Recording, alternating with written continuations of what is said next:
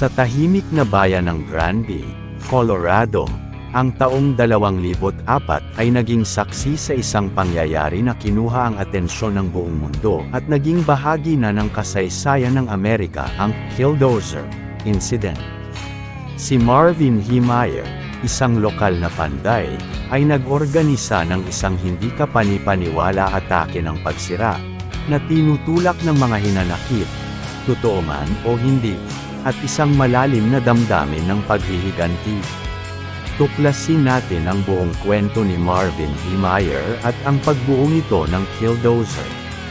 Isang pangyayaring nagdulot ng hindi malilimutang marka sa kasaysayan. Ano nga ba ang nagtulak kay Heemeyer na lumikha ng isang makapangyarihang makina ng pagsira? Ano ang mga pangyayari at alitan na nagdala sa kanya sa puntong ito?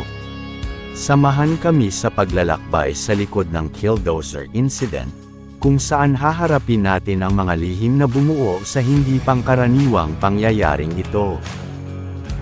Background at motibo. Ang hidwaan ni Marvin Heemeyer sa lokal na opisyal ukol sa mga alitan sa zonang at mga umano'y pang-aapi ay tumagal ng maraming taon.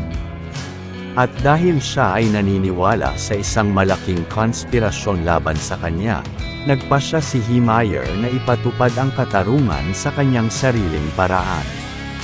Ang pagbuo ng Killdozer. Ilang buwan bago ang insidente, maingat na ginawa o inayos niya ang isang Komatsu D355A bulldozer na naging isang hindi matipinag na armored vehicle. Ang kanyang likha ay nagpapakita ng kanyang pagkadesmaya at galit sa lipunan, at nag-transform ito sa isang malaking destruction machine. Ang pagsira. Sa araw na yon, ika-4 ng Hunyo taong 2004, inilabas ni Heemeyer ang kanyang galit sa Granby. Ang kanyang mga target ay hindi napili ng basta, bagkus, mga establishmento at individual na may mga hinanakit siya ang kanyang tinarget. Ang listahan ng mga nasirang establishmento ay kinabibilangan ng Town Hall, simbolo ng lokal na pamahalaan. Tinarget ni Heemeyer ang Town Hall, na naging sentro ng kanyang mga alitan. Concrete batch plan. Naniniwala si Heemeyer na ang negosyong ito ay may papel sa kanyang mga alitan sa zona. Local newspaper office. Ang opisina ng lokal na pahayagan ay dumanas ng pagsira, marahil dahil sa mga hinanakit ni Heemeyer sa coverage nito o sa kanyang asosasyon sa mga itinuturing niyang kaaway. Local bank. Ayon sa ulat, tinarget ni Heemeyer ang isang lokal na bangko sa kanyang pagwawasak sa bayan ng Granby. Bahay ng dating mayor. Ang tahanan ng dating mayor ay isa rin sa mga nasirang establishmento. Ngunit tanging ang balo ng dating alkalde ang naninirahan doon. Police precinct. Ang presinto ng pulisya mismo ay nakaharap sa mapanirang puwersa ng Killdozer. Hardware store. Ang lokal na tindahan ng hardware ay dumanas ng pinsala, nagdagdag sa ekonomikong at istruktural na pagsira. Ang aftermath ng Killdozer rampage ay nagpakita ng nakabulabog na financial losses para sa bayan ng Granby. Ayon sa mga panimulang estimate, umabot ito ng mahigit $7 milyong. Kasama sa malaking halagang ito ang gastos sa mga gumuhong gusali, infrastruktura, at ang malalim na epekto sa komunidad. Ang pinansyal na pinsala ay naglilingkod na isang matalim na paalala ng malalayang kahihinatnan ng desperadong at distraktibong aksyon ng isang tao. Ang modified na Killdozer, tinawag na Fortress on Tracks. Ang Killdozer ni Marvin Heemeyer ay hindi lamang isang ordinaryong bulldozer. Ito ay isang matibay na fortress on tracks, na maingat na idinisenyo upang tatagan ang anumang pagsisikap na pigilan ang kanyang distraktibong landas. Nilagyan ni Heemeyer ang bulldozer ng armadong konstruksyon, Ang labas ng bulldozer ay pinaigting ng 2 layer ng kalahating pulgadang makapal na mga steel sheet, na lumikha ng isang di matitinag na shield laban sa maliit na armas at tradisyonal na pagsisikap na gawing hindi operatibo ang sasakyan. Concrete layer. Sa ilalim ng bakal na armadura, idinagdag ni Heemeyer ang isang layer ng konkreto, na mas nagpapalakas sa depensibong kakayahan ng Killdozer. Ang hindi kapani-paniwala na modification na ito ay nagbigay daan sa sasakyan na maging resistant sa tradisyonal na mga pamamaraan ng pagpapatigil sa mga armored vehicle. Assault snipers. Sa loob ng cabin, inilagay ni Heemeyer ang 2 assault sniper rifles.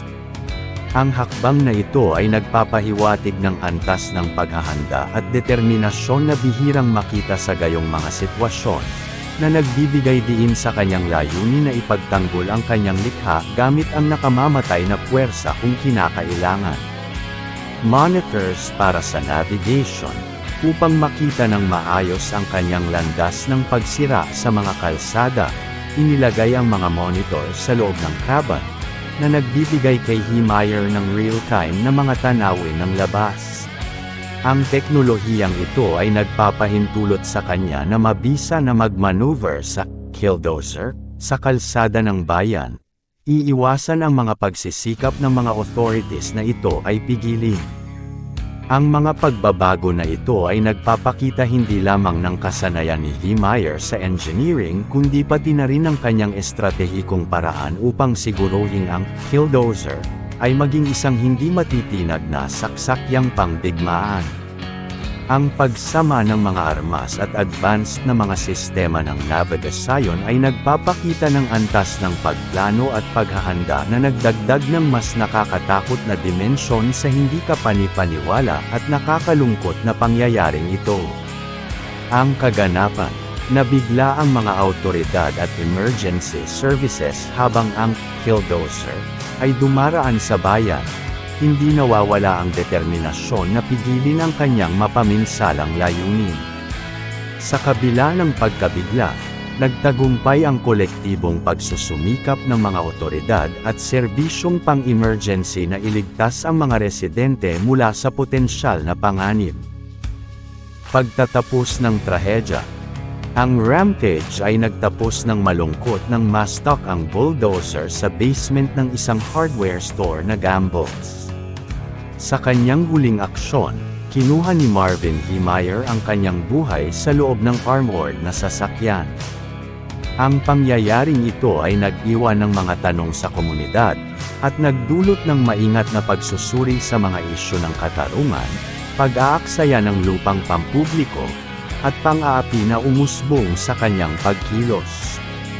Bukod dito, ang pangyayaring ito ay nag-iiwan ng isang malalim na marka sa kasaysayan ng bayan, isang alaala ng di pangkaraniwang kaganapan na nagdulot ng pangmatagalang epekto sa kamalayan ng mga tao. Debate tungkol sa legacy ni Heemeyer, bayani o bandido. Sa kalaunan ng Killdozer incident, natagpuan ang maliit na bayan ng Granby na nahihirapan sa isang may malalim na pagmumungkahi at nakakabahalang tanong, si Marvin Heemeyer ba ay isang lokal na bayani, nagtatanggol sa mga hinanakit ng isang taong may galit laban sa itinuturing na kawalan ng katarungan, o siya ba ay isang bandido, naglalabas ng hindi kapani-paniwalaang pagsira sa kanyang sariling komunidad? Ang mga taga-suporta ni Heemeyer, may pag-unawa sa kanyang mga itinuturing na pakikipagsapalaran sa lokal na awtoridad, ay nag-akala na siya ay isang simbolo ng resistensya laban sa kanilang tingin na isang corrupt na sistema. May ilan na naniniwala na ang kanyang mga ekstremong aksyon ay naglilingkod bilang desperadong sigaw ng atensyon sa mga isyu na kanyang naramdaman ng may damdamin. Itinuturing siyang isang David laban sa Goliath ng birokrasya. Sa kabilang panig ng debate ay yaong nakakakita kay Heemeyer bilang isang bandido, isang individual na, sa paghahanap ng personal na katarungan, walang awang nagbanta sa buhay at kabuhayan ng mga inosenteng residente. Itinuro nila ang walang pinipiling pagsira ng pampubliko at pribadong ari-arian, na sinasabing walang lehitimong dahilan para sa gayong mapanganib at mapaminsalang tugon. Ang debate hinggil sa pamanahimik ni Heemeyer ay nananatili sa kahanga-hanga, na naglalarawan ng iba't ibang pananaw sa loob ng komunidad. Ang Killdozer incident ay nag-udyok ng mga pag-uusap tungkol sa kabaligtaran ng mga karapatan ng indibidwal at ang ayos ng lipunan, na nag-udyok sa pagsusuri ng damdamin sa Granby at sa iba pa. Personal na komentaryo, ang Killdozer incident at ang katanungan sa katarungan. Mga kababayan, habang iniisip natin ang hindi kapani-paniwala at nakakalungkot na pangyayari ni Marvin Heemeyer at ang kilalang Killdozer rampage sa tahimik na bayan ng Granby, Colorado, hindi natin maiiwasang madama ang damdaming itinaboy tayo sa iba't ibang emosyon, tanong, at malalim na pagmumuni-muni. Ang mga pangyayaring iyon noong 2004 ay nagpabulabog sa komunidad, bumihag sa atensyon ng buong mundo, at nag-iwan ng marka sa kasaysayan ng Amerika. Hindi ito lamang kwento ng isang tao at isang makina, ito'y isang kwento na bumabaon sa komplikasyon ng damdamin ng tao, ang laban-laban sa mga tingin na hindi makatarungan, at ang di malinaw na hangganan sa pagitan ng desperasyon at pagsira. Ang insidenteng Killdozer ay nagtutulak sa atin na harapin ang mga hindi komportableng tanong hinggil sa katarungan, sa hinanakit ng lipunan, at sa mga kahihinatnan ng hindi mapanagot na frustration. Si Marvin Heemeyer, isang lokal na panday, ay naging hindi inaasahang simbolo ng pagtutol laban sa kanyang tingin na korap na sistema. Ang kanyang alitan sa lokal na opisyal hinggil sa mga alitan sa zonang at umano'y pang-aapi ay tumagal ng maraming taon, at nagtapos sa isang paglulunsad ng pagsira na mag-iiwan ng maitim na marka sa Granby. Pero siya'y bayani na nagtatanggol sa hinanakit ng isang taong may galit sa itinuturing na kawalan ng katarungan, o siya'y masamang nilalang na nagdadala ng kaguluhan sa sariling komunidad. Ang maingat na ginawang armored bulldozer, na naging isang matibay na fortress on tracks, ay naging simbolo ng frustration ni Heemeyer, isang pagsasalarawan ng kanyang pagnanasa na maghiganti laban sa mga itinuturing niyang sumakit sa kanya. Ang pagsira ay tumatarget sa partikular na establishmento, bawat isa'y may kanyang simbolikong kahalagahan sa mga mata ng taong nasa likod ng kontrol. Ang aftermath ay nag-iwan ng Granby sa pagkabangungot, hindi lamang ekonomikong pagkalugi kundi pati na rin ang emosyonal na pinsala. Ang pagkawasak ay aabot ng mahigit sa $7 milyon, may mga sira-sirang gusali, infrastruktura, at malalim na epekto sa komunidad. Ang Killdozer ay hindi lamang isang makina, ito ay isang pagsasalarawan ng malalim na isyu ng lipunan, isang sigaw para sa atensyon na kumitil ng masalimuot na takbo. Ang binagong bulldozer, na nilagyan ng armored construction, concrete layers, assault snipers, at advanced na mga sistema ng navigasyon, ay nagpapakita hindi lamang ng kasanayan ni Heemeyer sa engineering kundi pati na rin ng kanyang estratehikong paraan na gawing hindi matitinag ang Killdozer sa gyera. Ang pagsama ng armas at teknolohiya ay nagbigay ng mas nakakatakot na dimensyon sa hindi kapani-paniwang pangyayaring ito.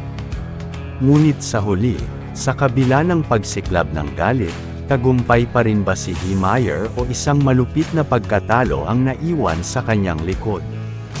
Ang pag-stock ng bulldozer sa ilalim ng isang hardware store ang nagtapos sa kanyang plano. Ang tanong, sino si Marvin Heemeyer para sa atin? Bayani o bandido?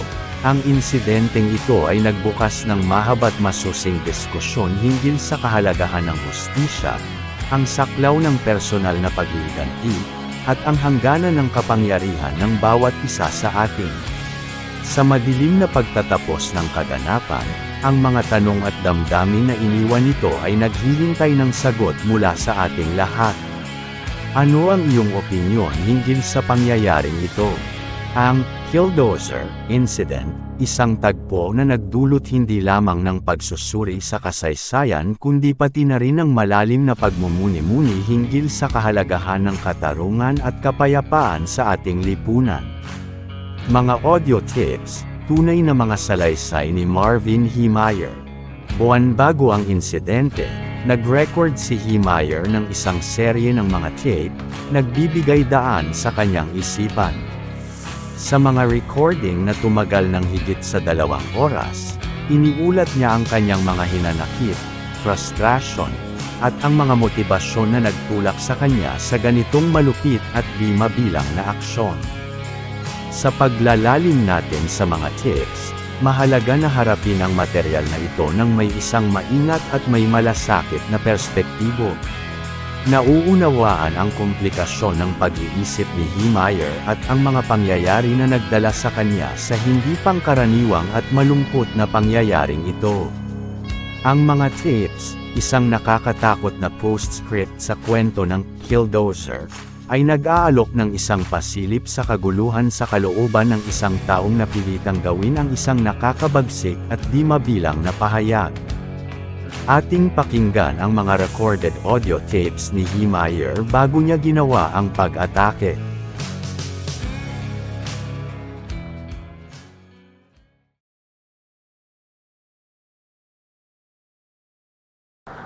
Hello, my name is Marvin Heemeyer. Today is, let's see here, April 13th, 2004. I am making this tape. I thought I should make it a year ago. Made part of it. Didn't like it. Really didn't think it'd make any difference if I did make it, but a good friend of mine said I should make it. He said I should sit down in front of a videotape machine and do it, but you're just going to have to take my word that this is Marvin Heemeyer, serial number 503-689-471. And I'm living in Grand Lake, Colorado. And this tape is about my life since I come up here to Grand Lake in 1991. I moved up here in the fall of 1991 to kind of take a 6-month vacation. Had a guy and his wife who were leasing my muffler shop in Boulder at 4790 Pearl Street. The guy's name was Doug Brandstetter with his wife. I forget her name right now, but anyway, they were just on a probationary period. This guy had serious alcohol and drug abuse problems in the past. Supposedly was cleaned up. I didn't know if he was or not, but he kept pestering me for jobs. Finally, I said he could lease the place. Anyway, he ran it for 4.5 years, and everything went to hell. I guess he got a divorce, and different things happened. I ended up getting it back, and then I let another guy come along. I was working down there, working up in Granby, actually, at the muffler shop I had in Granby, and in Boulder. Had 2 different people working for me. One in Boulder, her name was Christy. She was from someplace up in South Dakota. Great worker, wonderful person. I really appreciated her. And then a little girl up here, Dawn, or Gretchen Allison was her name. And anyway, so I was running both businesses, and this other guy came along named Doug Davis. He worked at Midas for about 9 years as a manager, and he wanted to be a working manager. So he took over the place, and I gave him a little better deal than the other Doug Brandstetter had, because the first Doug seemed to have a lot of problems making his payments last year or so. But we had, I believe they were for one reason, and he would never admit it though. That's the same way that this Doug Davis, he finally left. He left here about a month ago. I got the place back. The landlord evicted him. Old Harold Pelly down there evicted him. And anyway, I took it back, and hopefully I got it sold to a real nice guy and his wife, Jeff Sterling, and his wife Jennifer. They should be taking over the 1st of May. 1st of May. Anyway, So I've cashed out of it finally, and I'm done with it. And anyway, I moved up here. That's my history in Boulder. This is my history up here. I came up here, and after a few months of living here, I realized this guy down there in Boulder was doing better than I ever thought he would. So it was all based on, he kept it based on whether he performed or not. Of course, he was making all kinds of money, so I was happy, he was happy, and I realized he was going to keep it. So it came springtime, it's probably April, I'm thinking. I decided that, I probably ought to buy some property up here to have something to do, so I looked at this three lots and the 2 little cabins that I'm living in here right now, and had a beautiful view, and the price was really cheap, so I bought them. And figured I'd spend the next year until this Doug guy, folded, because I didn't know how long it would last. I figured I'd just fix this house up, these cabins up. Well, then a friend of mine from Boulder, a friend, he was a friend to a point, I guess you'd call him a friend. We did a lot of snowmobiling together. He met me through the muffler shop down there. He had a DJ's Auto Care down there, or Dr. John's Auto Care, and I did a lot of exhaust work for him, and he was a snowmobiler. So we started snowmobiling together. Without a doubt, I knew he had some problems with dope, as far as marijuana and drugs were concerned. I just didn't know how bad it was. And, you got to just kind of ignore that stuff in today's day and age. You go out there and you find somebody who's a good rider, you ride with them, and we had a lot of fun together. Anyway, he called me and said he was looking for a place up here to start a garage. And he already owned a cabin up here, up there on off County Road 4. And I said I'd take a look, see if I could find anything. So I started looking, and there was a guy named Pepper had a little garage down there south of Grand Lake, just north of the Ski-Doo dealership that had a bay door on it, and he didn't want anything big, so I told him about that, and then I happened to cross a piece of property down there in Granby. It was an old concrete plant, and the guy had gone bankrupt and had an auction and, gotten rid of all his stuff he had and left about a bunch of junk there. It's my understanding. And but it had a 3,000 square foot building with 3 bay doors that were huge. I mean, it was a great building. It wasn't the best location, but it was a good building, and had 2 acres of ground. And I talked to him about it, and he said that'd be great. I think he even came up and looked at it. I can't remember. But anyway, he said that he was interested. So we talked to a realtor named Jeff Crane, or I talked to him, I should say. And this was about a month before they were going to have this FDIC auction. So Jeff says that he'd sell me the property.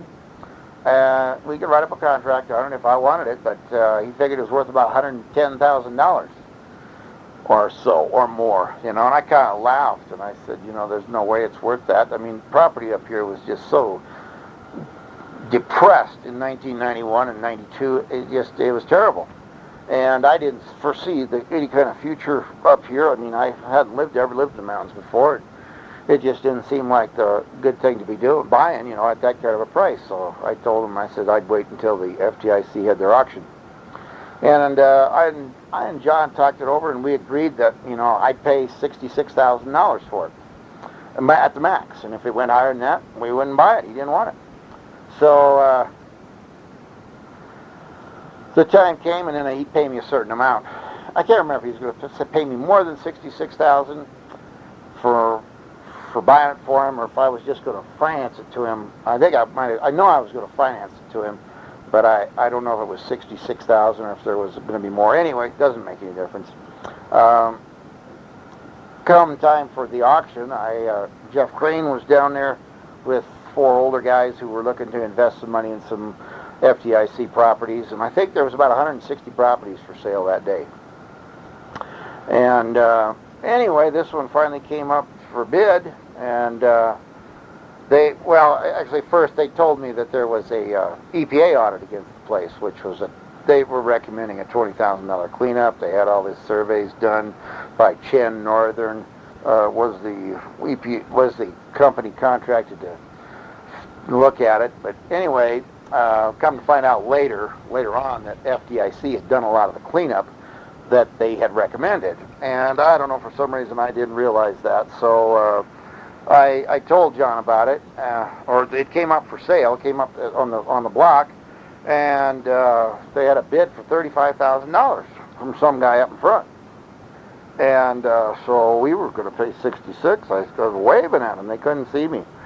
So finally they caught my bid. So I got a bid for 40. And this other guy, I couldn't believe it. I didn't know who he was. He jumped up on his chair. That's how I knew where he was. And I was looking back, and of course he bid 45,000. And of course I bid 50,000. And was waiting for him to bid, and he wouldn't bid. So I got the property for $50,000. And this guy, come to find out, his name was Cody Dochev. He came back there and introduced himself to me about the rudest, most arrogant person. I mean, this guy's just a fucking asshole.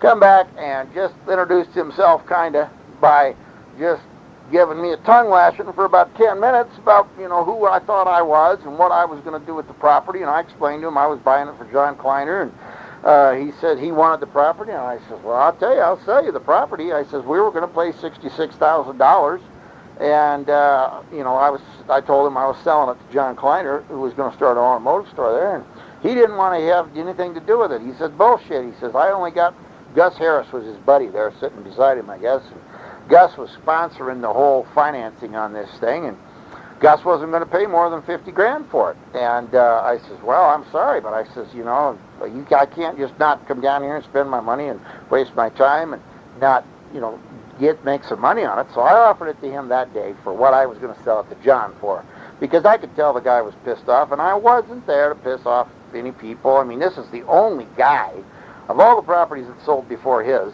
that was doing any screaming at anybody during the auction.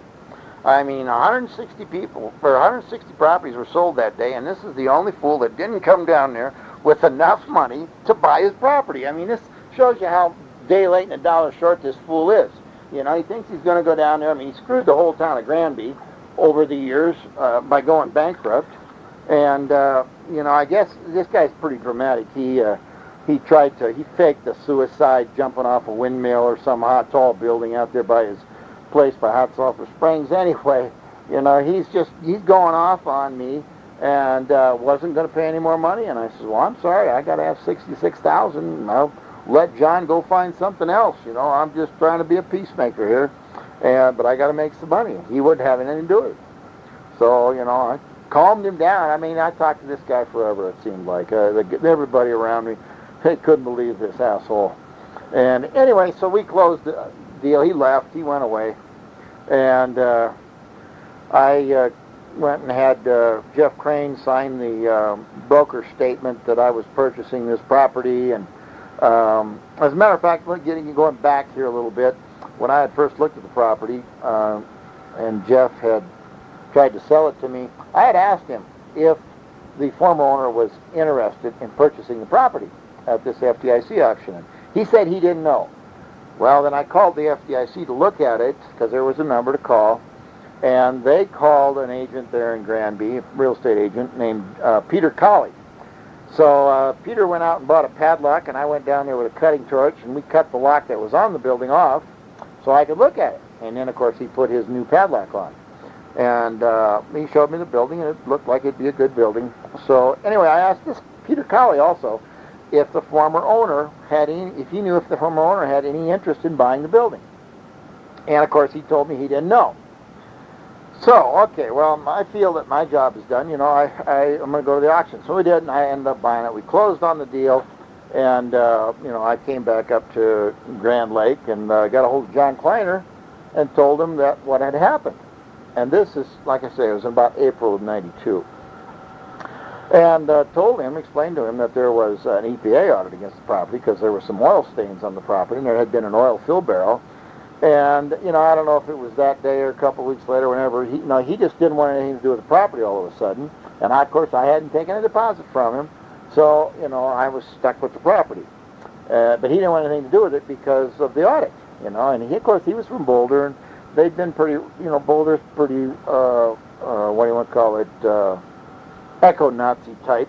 You know, they think they're going to save the world, and you know, that was his fear. Is one of the things was that then there were a lot of regulations about dumping oil and all that stuff.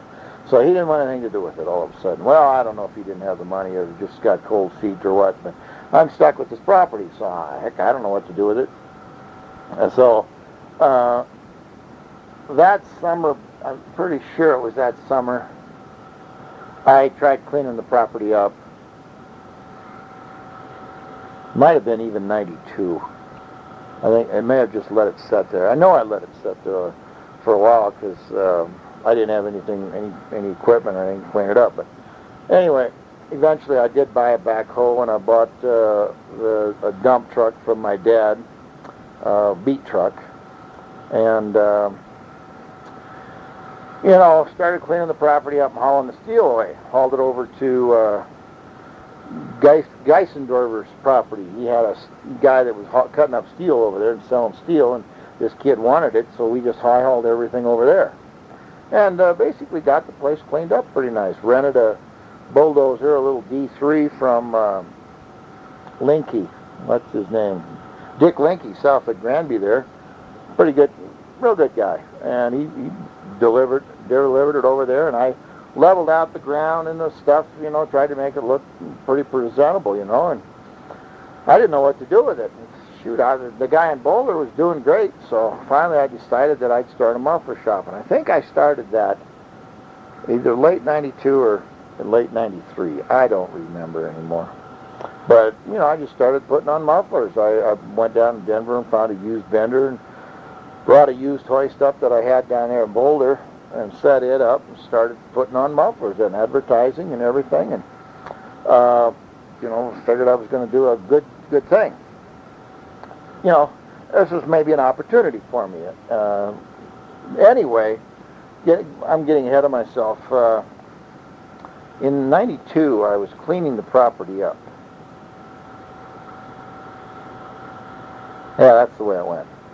Because in the summer of 92, after I bought it, guy named Bud Wilson, who is the superintendent of the Water and Sanitation District down there in Granby, came to me and said that they wanted me to hook on to be annexed into the Water and Sanitation District. So I said, great. I says, what do I have to do? I says, do I have to get an attorney involved or what?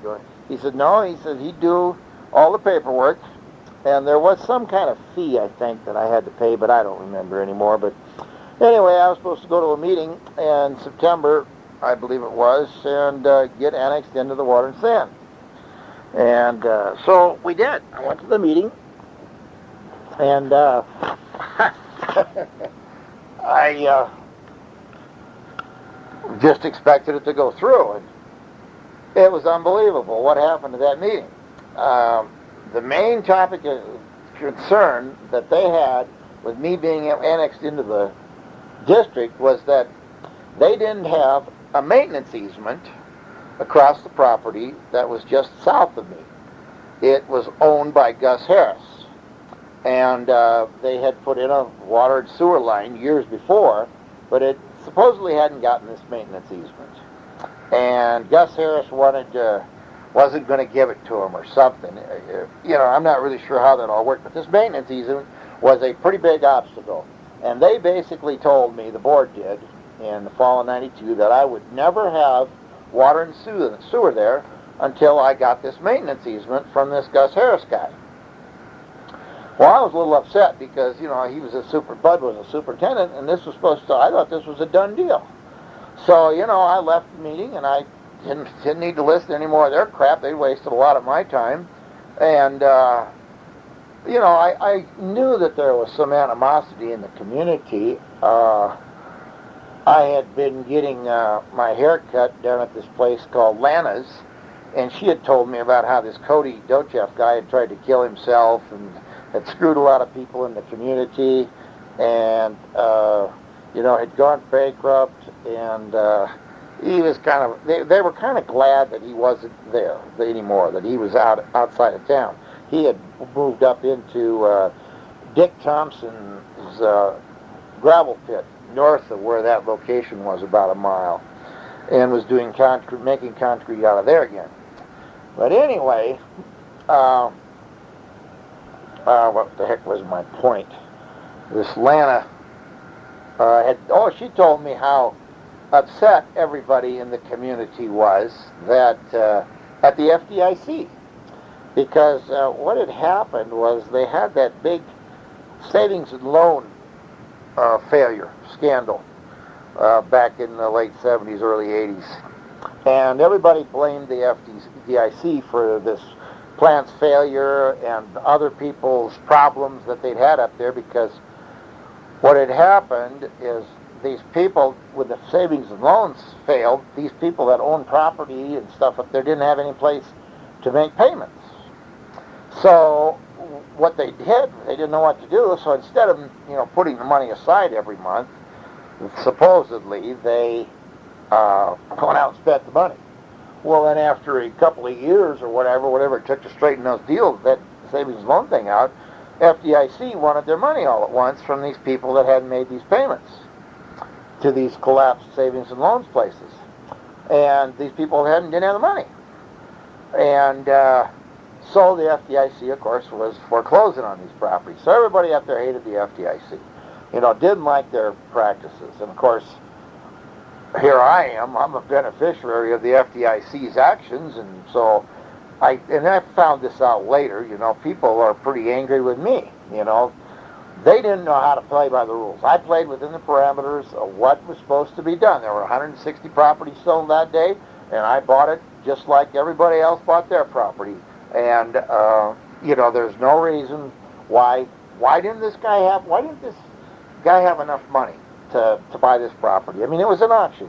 He should have known that there was going to be people bidding against him, but I honestly believe he thought he was going to get it for next to nothing.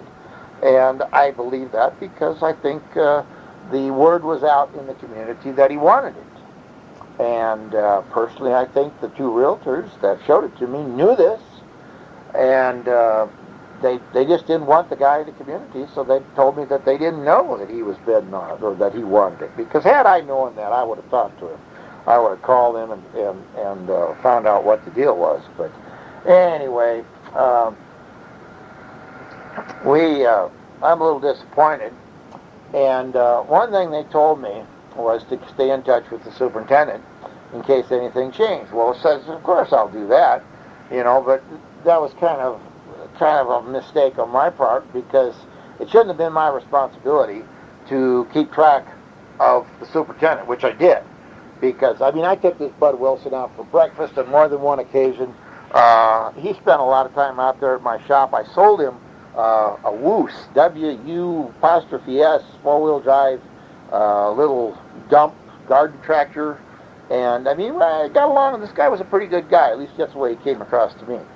So we had a pretty good relationship, and he never ever mentioned anything to me that anything was changing. He says it would, but it never did. Well, anyway, so I just go on about my business, and finally, I think it was in '94, nothing was happening.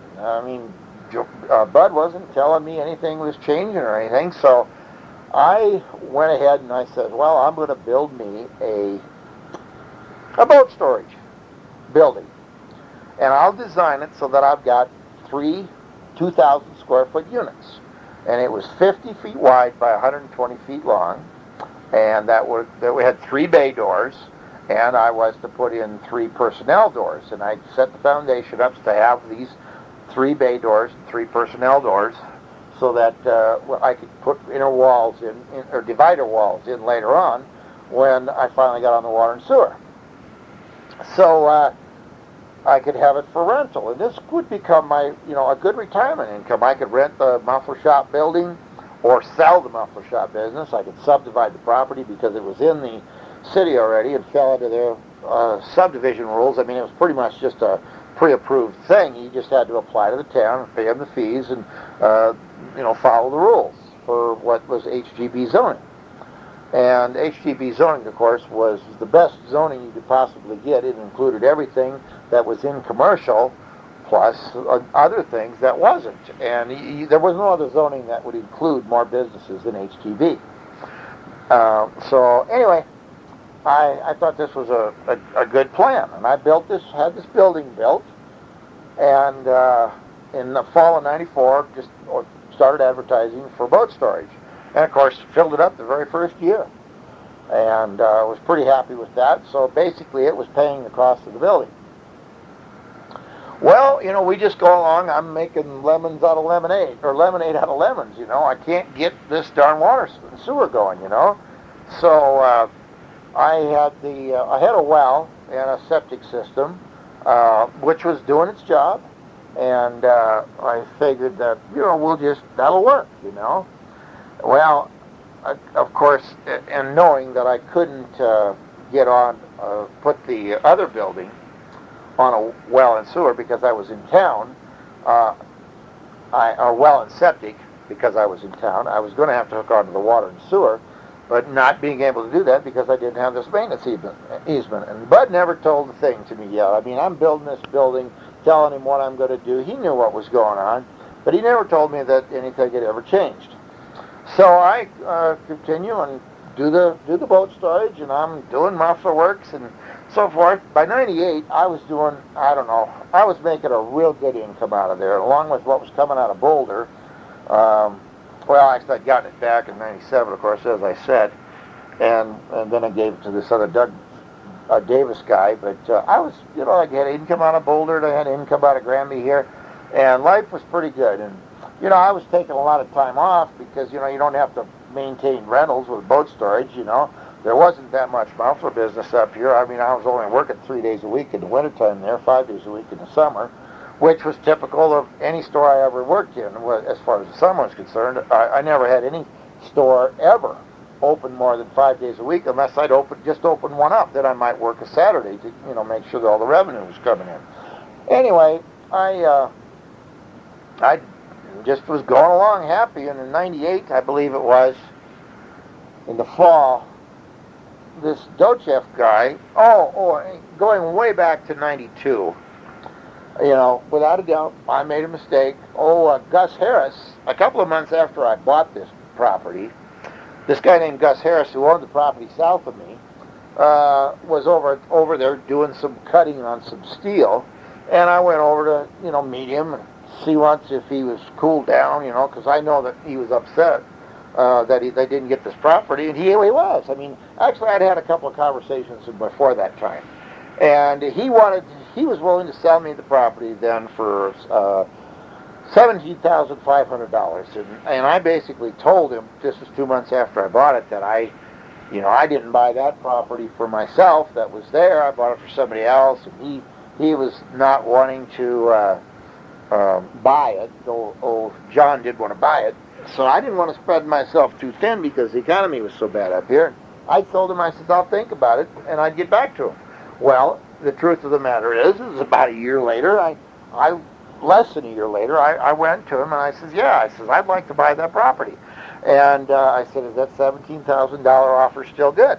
And he says, no. He says, I'd have to have $20,000 for it.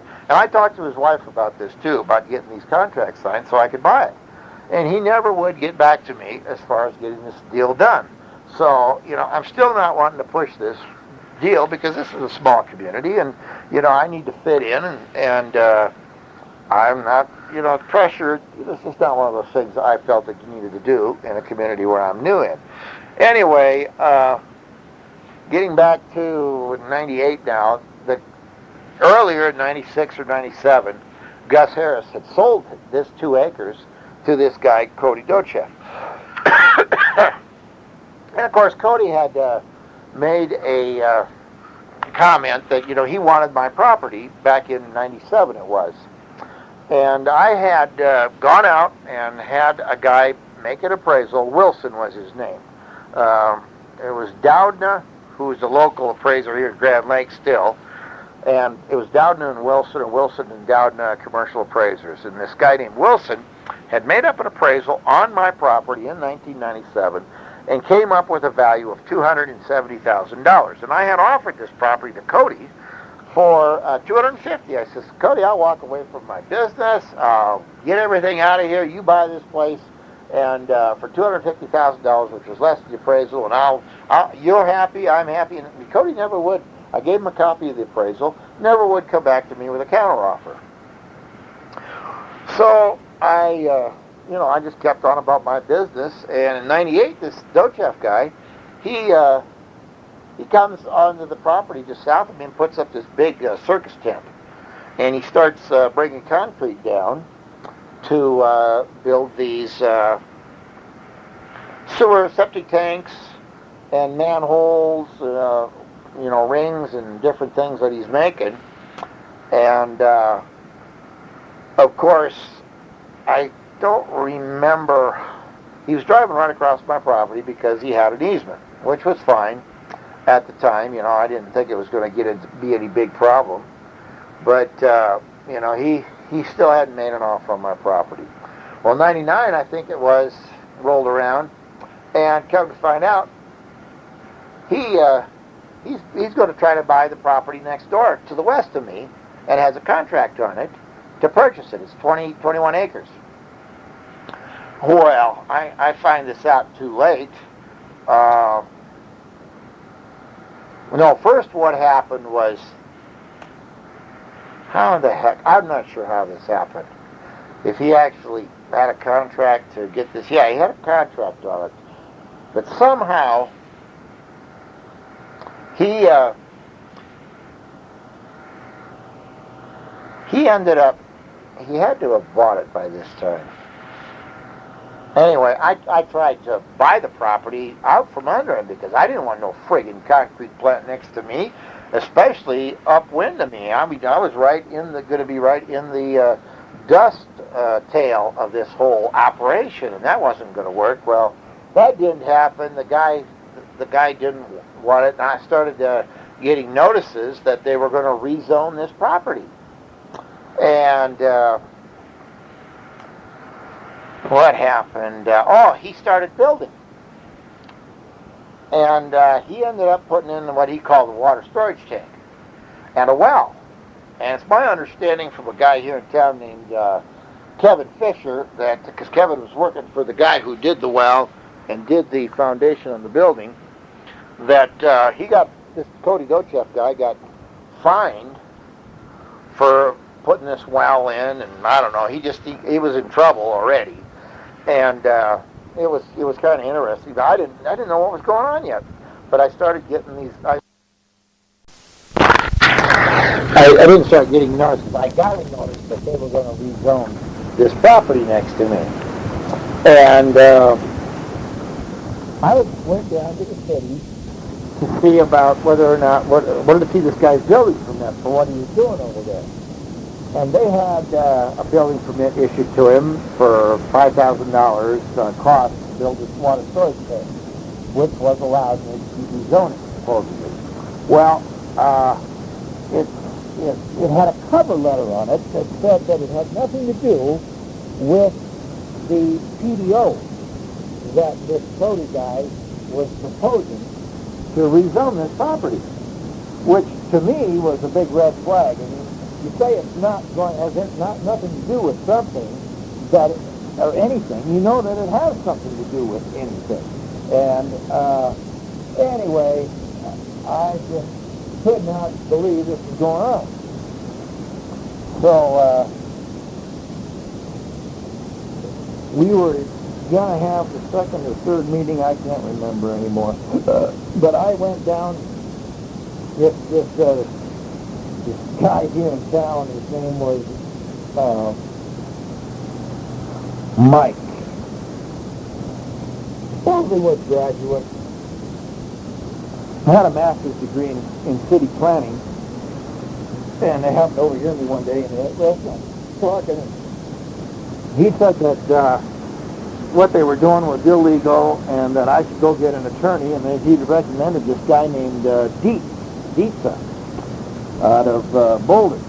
So I called this Dietza guy up for an appointment to go down and see him about whether or not I had a case against these people to stop the concrete plant. So I went down there and met with this Dietza, can't even remember his name right now. This guy is a cowardly thief, man. He is a man of the system, and he milks me like I've never been milked before. I'll tell you, he is slick.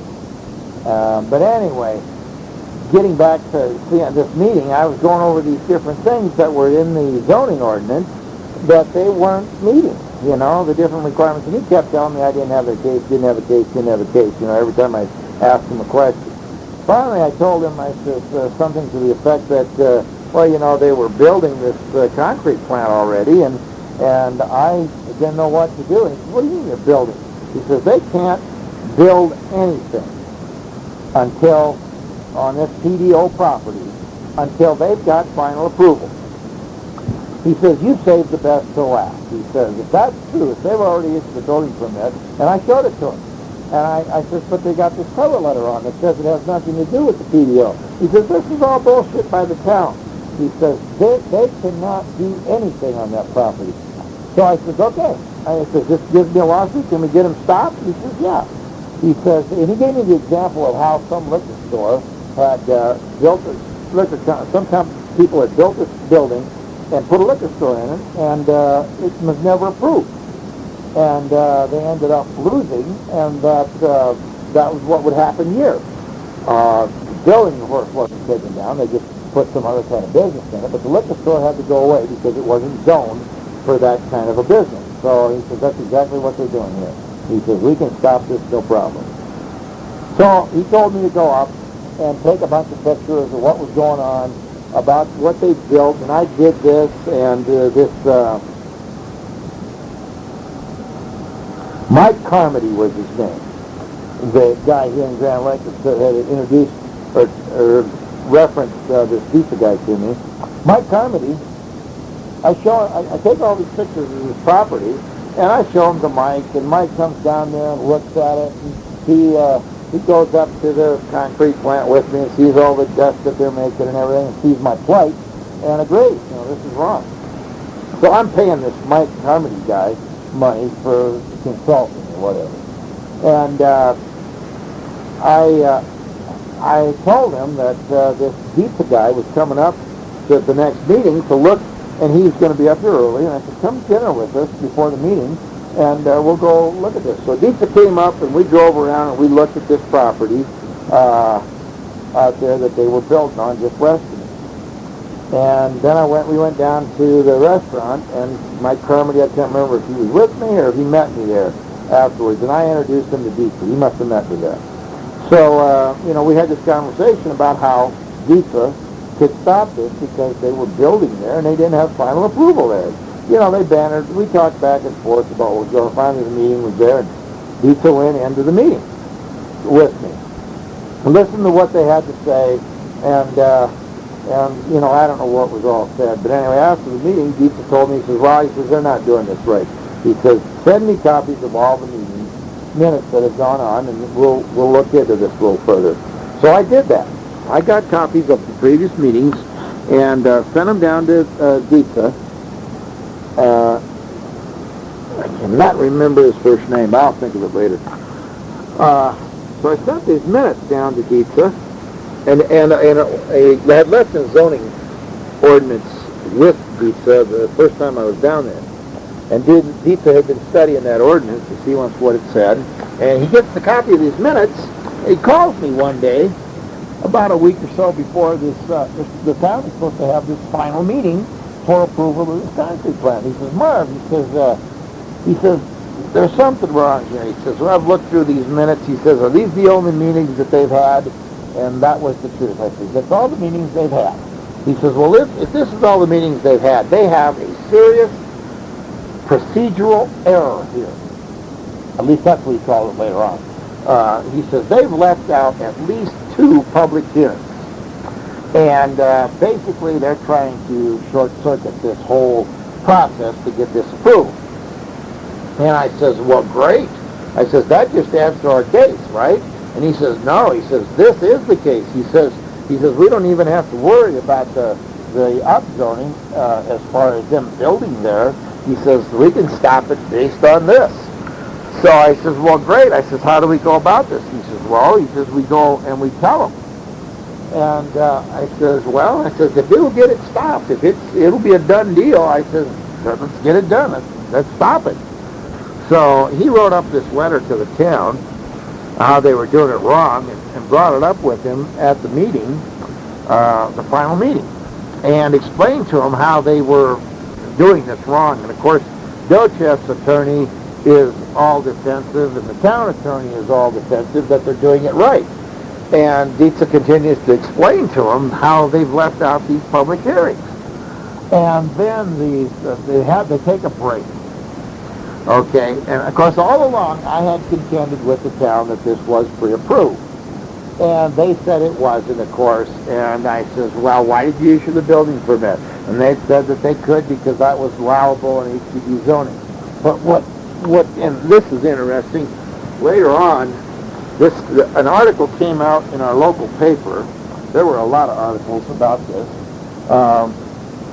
Of course, it was September 7th of 2000 in the Sky High News.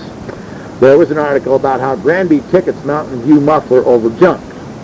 And they've got a little caption on the picture of my building. It says, ticketed. Mountain View muffler was ticketed by the town of Granby for a junk violation. In the foreground is the foundation for a proposed concrete batch plant proposed for a site near Mountain View muffler. Well, it didn't occur to me at the time when this article came out, but how can you have a foundation for a proposed concrete plant? Everybody knew that this concrete plant was going in, even though they hadn't had final approval yet. And this was a joke. I mean, the whole community knew that this was going to happen, and I knew it was going to happen. But I was basically listening to this Dietza that this was going to get stopped. Well, he told them this, and they had a big recess in this meeting, and went outside, and they're all screaming at each other, and they go back in after 15 minutes and sit down, and lo and behold, it doesn't stop anything. The town makes this resolution 2000 that this is not a final meeting, even though it's been advertised in the local paper as in the public notices. The newspaper, Patrick Brower, the editor, has written an article that this is the final meeting and it should meet approval because it's such an important thing. It's needed by the community. Well, it was needed, but it should have stayed where it was up there in the concrete plant, up in the gravel pit.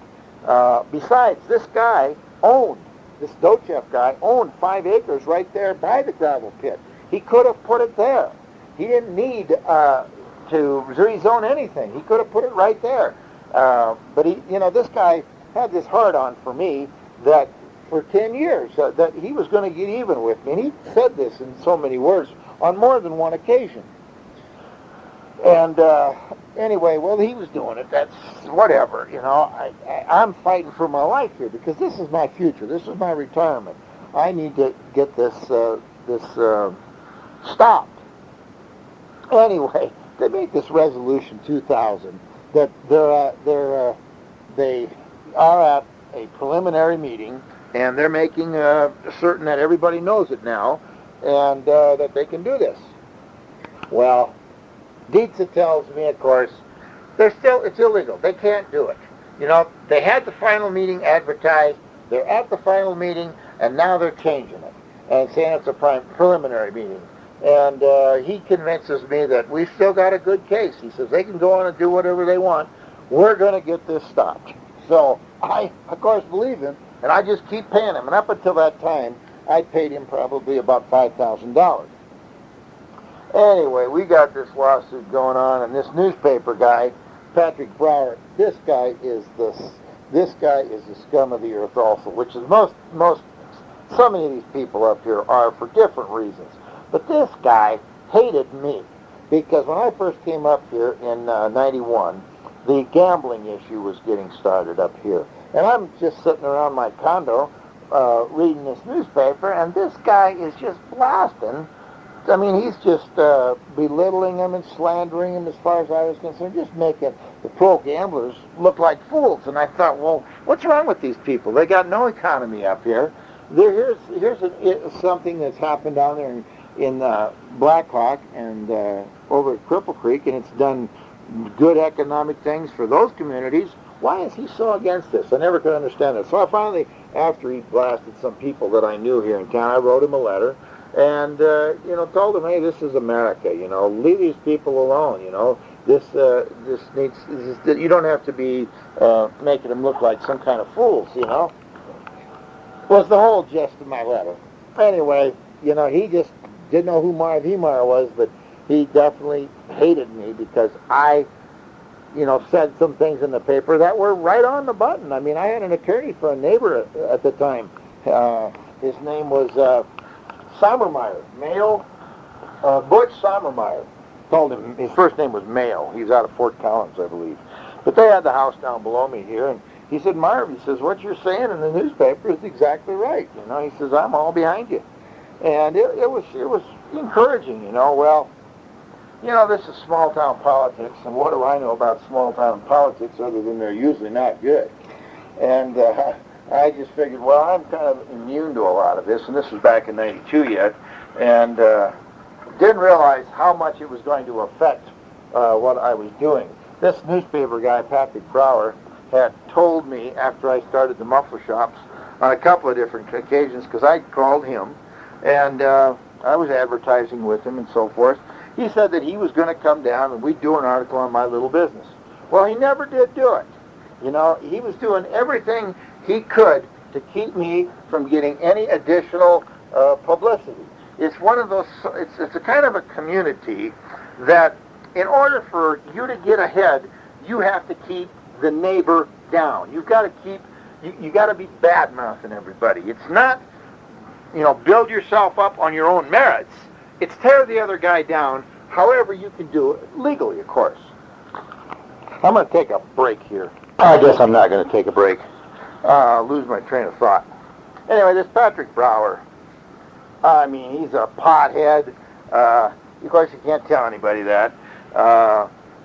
Big liberal, army brat, has had everything in his life given to him. But he knows how to abuse the power of the pen. And that's a big thing up here, is abuse of power. They said that to me one time, that I didn't have any respect for authority. And that's not the truth at all. The truth is I have the utmost respect for authority. But they don't. They didn't respect the FDIC or its procedures. They don't respect good people coming in the community. They only respect what they want. And if they're in that power circle, that's the way it's going to be. They believe. And you're not going to get in if you've done anything to offend them in any way. Well, I guess that's their right in America. But I've got my rights too. Maybe they're wrong when I exercise these rights, but I really don't care. I am going to exercise this right because we are given this freedom to do what we want to do until we do something wrong. And then we have to pay for it. Well, these people have figured out a pretty good way, being a small community, how to get away with doing things wrong and doing it legally. And I'll get into that a little bit more later on. But getting back to the newspaper article, I mean, how can you have a friggin' a foundation for a proposed concrete plant? This was a pre-approved deal, and I just didn't. I've never been through any town politics before, but because this was affecting me so adversely, I was definitely learning, and but it was always a day late and a dollar short with me, and my attorney wasn't helping me at all. It was kind of sad, and the town paper was actually. This Brower guy was pissed off as hell when he found out that we caught the town with their pants down. He wrote in the paper that I'd gotten some hotshot attorney out of Boulder to stop this whole thing. And he was no hotshot attorney. He was doing his job, which, getting back to that personally, I believe with all my heart that both the town attorney and Daly, Rich Daly was Docheff's attorney, and the town attorney, I forget his name right now, for Granby, is the same one for Grand Lake. They were in cahoots on this deal, where they figured that no one would know the procedure because they had never done a PDO before, a commercial PDO, and they figured, that what did they have to lose? They would just go ahead and try to get this through, and it would probably go through, no problems. But of course, this hotshot attorney, according to the paper, caught them with their pants down. Well, do you think that they would ever thank me for putting them on the straight and narrow, on the right path to get this done right? No, and I agree. I screwed up. That's what I'm agreeing to, screwing up. We should have never told them what we did. And as a matter of fact, the night of that final meeting, when they made that resolution, or the night that he pointed out to them that they were doing this wrong, at 2:30 in the morning, I sent this Dietz attorney of mine at 2:30 in the morning an email, because I came home after the meeting and read the ordinance again, and I says, I think that we've spoken too soon, and that we shouldn't have told him, that we should have let him have the final meeting, and that we actually should have had a lawsuit filed 30 days later. Had we done it that way, we would have been able to get an injunction against the building that was continuing. We probably could have gotten some of my attorney's fees or all of my attorney's fees, and actually, made these people out, this town attorney and this Rich Daly and the dough chefs and the town council and the planning commission, to show the town the real mafia type tactics that they were using, and that's all they are. They're criminals. They bend the law, and they got caught, and that pissed them off, and so now they really hate me. Well, I'm sorry. It's my future. It's my life. I am an independent business person, and only I am responsible for my future and my income and my livelihood. And they're threatening that. And they're pissed off because I'm trying to defend my property and my livelihood against this. And that doesn't make any sense, Well, anyway, I'm just getting a little upset here, so let me try to settle down. Get back to the point here. I'm not happy with the attorney, but what choice do I have? They've done this resolution 2000. They go on with these meetings. He's telling me that they're still illegal. We're going to go to court. We're going to win. And of course, it's all salesmanship. And I'm talking to this Mike Carmody guy who's supposed to be consulting with me. He says, Dietz is right. He says, they're doing this wrong. So I've got two people telling me that Dietz is wrong. I told Carmody I thought he screwed up, but Carmody says, no, but Dietz knows what he's doing. Well, Dietz didn't know what he was doing, or else the corruption up here is worse than I thought. And it is. I have no concept of how corrupt these people can be. But anyway, I'm looking, my business has gone to hell. Oh, and getting back to 99, when these first meetings were when we were going through all this approval, it was in 99 that I think we'd already started the lawsuit. And they're going to put in water and sewer to this 22 acres, or they're going to get it approved. And, I'm wanting my water and sewer hooked up. And I made this known in the minutes at the Planning Commission meeting and the Town Council meeting. And the guy who owned a motel over there, Boyce was his name, from the Boyce Insurance Agents. David Boyce, I believe his name is, had made a written request that they have water and sewer easements to their motels, to that section of land. They weren't in the town. It was county-owned property. It was county-zoned property, but they wanted the rights to get to the water and sewer. And I told this to Carmody, and Carmody says, well, yeah, he says, they have to give that to you too, and that's why I asked for it. They could not discriminate against me as a neighbor. If I wanted water and sewer, they had to give that to me too. So I believe that's what was happening. Although I never sent them a formal letter requesting it, it was just mentioned at the meetings. All right, and I had gone down to the Water and Sanitation District in 99 to review the minutes back from 92 to see once what we had all discussed and why I wasn't allowed on the water, and it hadn't been annexed in at that time. I go down to the Water and Sanitation District and get these minutes, and I start reading them, and I really can't believe these minutes, because there is not one mention of a maintenance easement being required for them to get, in order to allow me into the sanitation district. There's not one mention of it, and that was probably 15 minutes of the discussion at the water meeting that night back in the fall of '92, was that I didn't have this maintenance easement. And I was just amazed that they had changed the minutes to reflect that we hadn't talked about that. Well, I come to find out later that the reason they eliminated that from being in the minutes was because if it in the minutes was because if it in the minutes was because if it in the. So basically, had they not meddled in my business, this would have turned out, this whole thing would have turned out completely different. If they would have just left me alone, let me get on the water and sand, build the building, put the tenants in there. I could have had that rented out. I could have rented out the muffler shop. I could have sold the muffler shop. I could have subdivided that. Could have done a lot of things.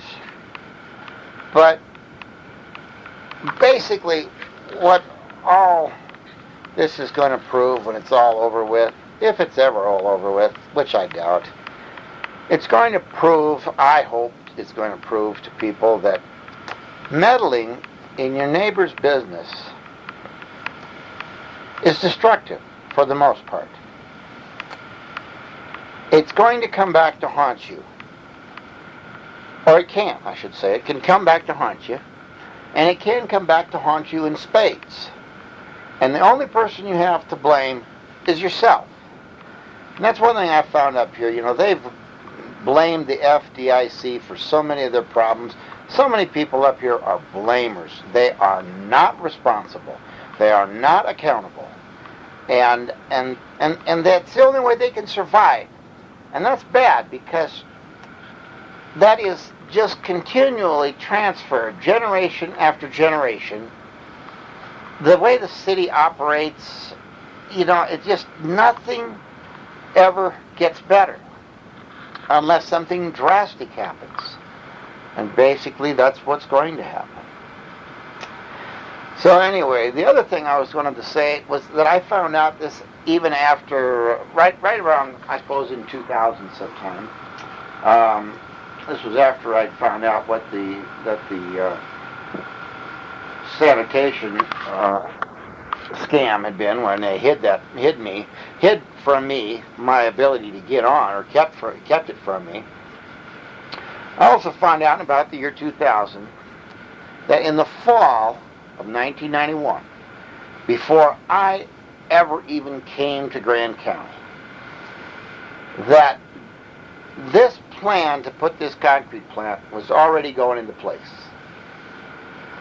And I didn't know about this until 2000.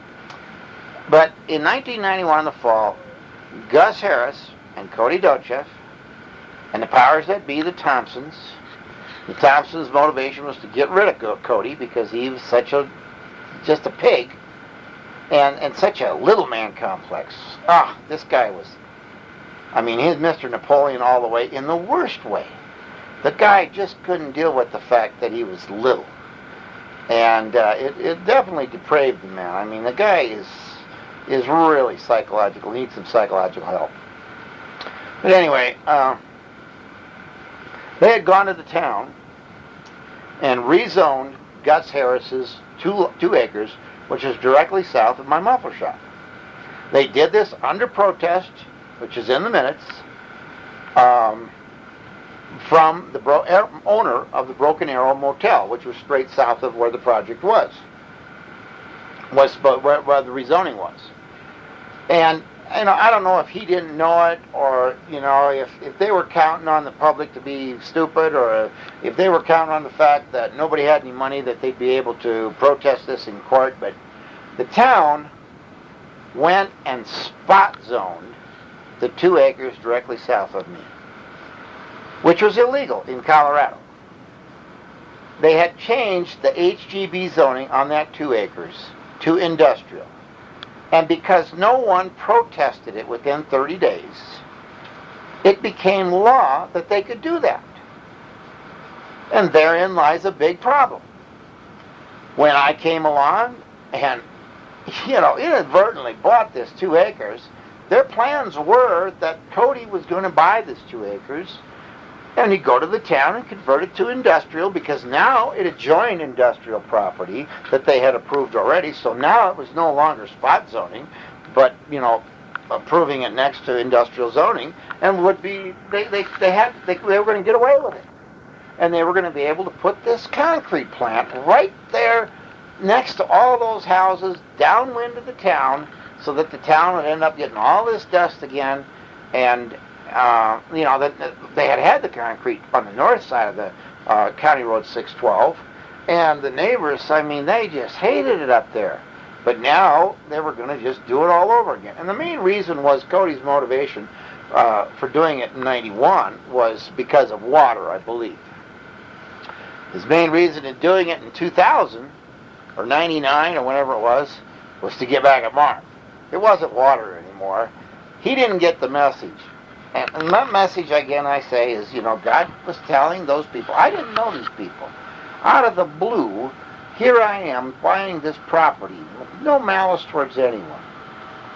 Why didn't they get the message that they should not have put the concrete plant in town ever? Very subtle. This is just normal competition. You go to an auction and somebody outbids you. He would have been mad at anybody. Cody would have been mad at anybody who would have bought the property. Anybody. But you got to go there with enough money. Otherwise, you're the problem. It's your fault that this happened, not mine. You can blame me all you want. You can blame the FDIC. That isn't the problem. You have got to learn to get over it and move on. But no, you sat there and plotted with the Thompsons to keep me down, to not allow me onto the water and sewer district, to not sell me that property, to sell it to Cody, to do this stuff, and to get even with me. You developed malice towards me. I never had any malice towards you. Like I said, I tried to sell Cody the property the day I bought it in the spring of 92. I tried to sell it to him in 97 for $250,000. In 99, I had another appraisal done. Tried to sell it to him then for the appraisal price of $395,000. Wilson did this again, this reappraisal. He still would not come to me with a counteroffer. How many times do you have to try to deal with a man? We had talked about this. These were 3 formal times, as far as I'm concerned. There were many other times when we had a chance to discuss it. Come on, Cody, buy the property. We didn't discuss any price or anything, but come on, Cody, be reasonable. But that's what you cannot do with people in the mountains, especially in Granby. They do not know what reason is. Reason to them is doing it their way. And that's the only thing. Once they get that in their mind, that's the only thing that's reasonable. Well, I've developed that philosophy to a point, maybe even to a higher point, because I am going to be unreasonable to the extent that although they probably cost me $500,000 or more, I know it's been more. I can make it easily $300,000. That's based on my figures. My bookkeeper, who was Mark Krieg, felt that it cost me $500,000. My accountant, Dave Patner, in Granby, both these people are in Granby, felt that it cost me $1,000 for what the town had done to me, what the Thompsons had done to me, what the Dochefs had done to me, and what the sanitation district had done to me. That is a lot of money. And that is more money than any man should bear to lose, or to not make, or however you want to look at it. I want to say right now, if I would have been married, had a family, things may have gone different. But God built me for this job. He rewarded me for 45 50 years with the lifestyle that I am so thankful for. And it's unfortunate, the poor people in Granby, so many of them were so jealous of my lifestyle that I could come and go as I pleased. Well, God blessed me in advance for the task that I am about to undertake. And you know, I've tossed this, I have fought this for years now. Here it is, 2004, April of 2004. It was sometime in 2001, I believe. And I'm 6. 2000 or 2001. That the peace, I wept at times trying to understand why this was happening to me. And to do what I had to do to make these people listen, to learn, was just above me. And when I realized that one day, when I was sitting in the hot tub, and I was weeping, a peace came over me that has only come over me a few times before in my life, where I knew that what I was doing was tough, but it was the right thing, and that it was above me. It wasn't me. I was doing this because God wanted me to do it. And I didn't understand it. I said, why did you ask me to do this? Is that why I've never been married, so I didn't have a family? Is that why I've always been successful, so that I would realize my reward before doing this task? I don't know. There are other things I can ask. Had I not carried my cross earlier, and now God had prepared me to carry this cross? I believe so. And I'm carrying the cross willingly now. At first, I fought it. But it has to be done. And the world will write stories about how wrong I am and everything. And without a doubt, I wished it could be done a different way. But there is no way to make this right.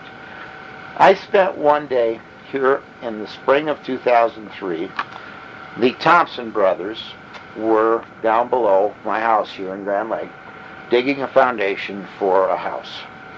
One day, I happened to go out the driveway, and Larry Thompson was standing out by his truck by himself, so I drove up to him and had a few words with him. Basically what I told him was that, you know, Larry, I actually called him Ron first. He says, Ron's dead.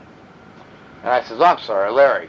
And I says, but listen, maybe it's good that Ron's dead, because, no, it isn't, he said. And I says, about in 1992, your family made some decisions that financially affected my life for the rest of my life. And I can't afford it. And it cost me at least a minimum of $300,000. And I says, you need to pay me. And he says, what are you talking about? I basically told him, I said, don't play ignorant with me. And he shut right up. He says, you know what I'm talking about.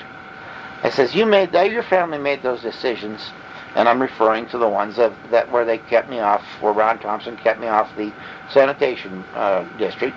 I said, you know about that? And I says, you owe me. And I says, I want $300,000 from you. And he says, it'll never happen. And I says, I guarantee you, Larry, I'm going to collect. I says, it's a duty I have. I says, I basically can't call myself a man if I don't make this right. And I says, Ron died, and I think of all the money that he got, that you inherited, because he died from your father's estate, that you had all inherited, I think that you ought to probably pay me with that. And he says, not going to happen. And I says, well, I am going to collect. And I drove away. I got about 4 or 5 truck lengths away.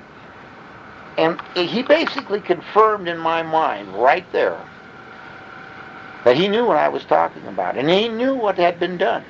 Because he had one thing to say. He screamed it at me as I'm about 5 truck lengths away. He screamed, you can suck my dick. And I stopped the truck and I laughed out loud and I told him, I says, that will never happen. Well, when someone is that frustrated that they've got to say something like that, they know. You could tell it in the tone of his voice. You could tell it by what he said. You could tell it by the way he acted. He's a cowardly bastard. He's a Catholic. And I think they are some of the biggest cowards I have ever met. I've known it for years. They have a different idea. They read from a different Bible. And they believe, I truly believe that they believe the only way that they can stay on top and give the Pope his money and all this stuff is to keep their neighbor down. There is no building to the Catholics to their neighbor. They don't believe in encouraging their neighbor. And that's sad. That's so wrong. I never ran into anyone other than in my small town when I was a kid, where everybody's always backstabbing you in a small community. But I lived in Denver. I had shop in Commerce City, one in Aurora, one in Inglewood, one in Lakewood. I had one shop in Boulder. I never felt that someone was, intentionally working against me. You know, you got employees who are lazy when you're not watching them. They're just screwing off. But, that's employees.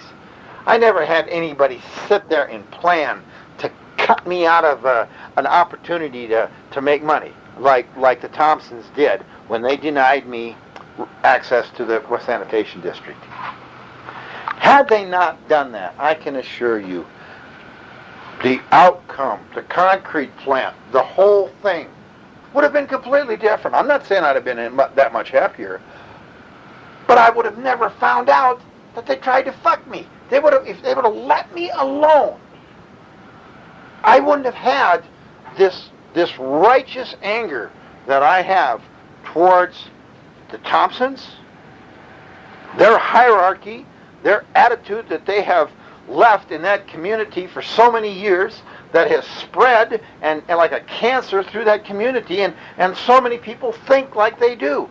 Screw your neighbor. If they had stayed out of my business, the outcome when they started that concrete plant, look at what would have been there.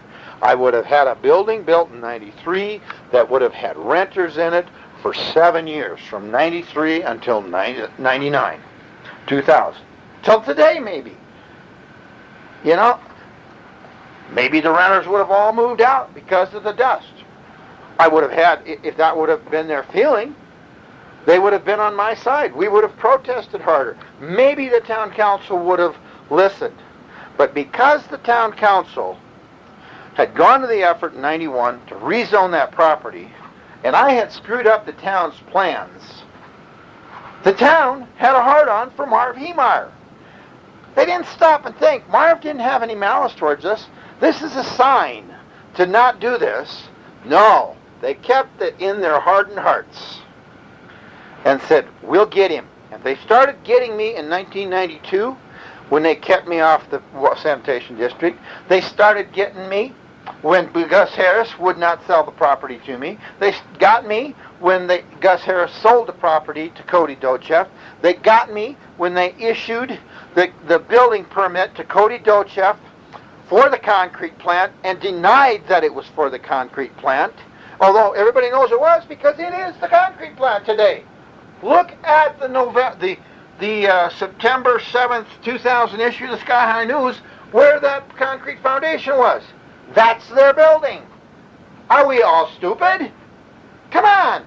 They knew. And when I would ask them these questions, which you won't find in the minutes, they would just shut right up. They'd stonewall you. They didn't have an answer. Neither did I. I have an answer because I was giving them the answer. And I'd shoot the truth in their face, and they couldn't deal with it. And I'm sorry. They're going to have to deal with it. I guarantee you, I am going to make them deal with it. It is my duty. God has asked me to do this. You can call it revenge. I don't know. I don't doubt that there is. I stop and think. We as human beings, we can put up with doing without unbelievably too much. And I've heard that from motivational speakers. I've read it in books. seen it in seminars where people would talk about that. It's amazing how much we are willing to do without. You know, I sold the property for $400,000. I mean, I had to pay taxes on it, which I did. But I stuck, $360,000 in my pocket. I didn't stick it in my pocket. I gave it away. It's gone because now money means nothing to me. I've given my house away. I do not need this cabin here in Grand Lake. I've given my snowmobiles. I've given those away this year. Everything is gone. What I own is just going to be a pittance compared to what I'm going to take. But hopefully the community will learn something from this and become wiser. And instead of hating their neighbor and keeping your neighbor down, they will love your neighbor. There may not be a lot of love here because you can look at it and say it's coming from me. I've developed malice towards these people. I couldn't live with myself the rest of my life if I didn't have a plan to make this right. I feel pretty worthless. And I know I probably shouldn't, but to know that for 10 years the people in the town of Granby did not want me there. And the fact that I was making good money by the 99 within, 6 years after I started that business, that I was making a pretty good income, I'm sure it made them very jealous. I'm sure everything about me made them jealous. I'm sorry that they felt that way. That is a bad way to feel. I wasn't trying to keep up with the Joneses, I know. I say that, maybe that's not true. I was always trying to be the Joneses. Do it my way. Look at me. See what I do. This is what I've done. You all have the opportunity to do what I've done. I haven't done much. I graduated from high school to 28th of my class of 29. It's no big deal. I wasn't intelligent. I wasn't smart. I wasn't stupid. But I wasn't educated. I didn't have the knack to sit in a classroom and be a bookworm. I don't know why. I may have. I don't know why. But God built me maybe clear back in the 4th grade when I broke my arm. Because that's when my grades started falling off. I don't know. He had this planned clear back then. Maybe, if you believe in predestination, which I do, maybe it was planned before I was born. I don't know. I don't understand predestination that much, but I do believe in it. So here we are, and I am at peace with what I am about to do. I have to be. And although I've wrestled with it for years, and God gave me this last winter off again because He knew that I wasn't strong, and that was so unique that this didn't get done last year. How the sale of the business kind of interrupted my progress on my my MARV Komatsu. What did I call it? I got a name for it. Oh, my MK tank. That I didn't get the old MK tank done last fall is amazing because it should have happened. But God has His timing, His plans made out, and they're to be, and it looks like it's going to be. Because the one thing that I have wanted to do is get caught. I had hoped that somebody would catch me, and that this whole thing would stop, and that would be a good sign for me not to do it. I've hoped. I haven't played the lottery a lot, but I've hoped that I would win the lottery.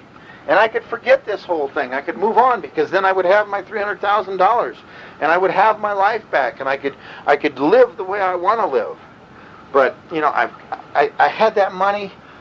This cabin was bought and paid for free. I didn't have a rental payment. People will say that, why did he do that? He had such a good life. He had a better life than me anyway. Well, I can understand that to a point. It's not what I deserved. You meddled in my business and took what I deserved away. You took advantage of my good nature. Well, I think there's something you should learn here.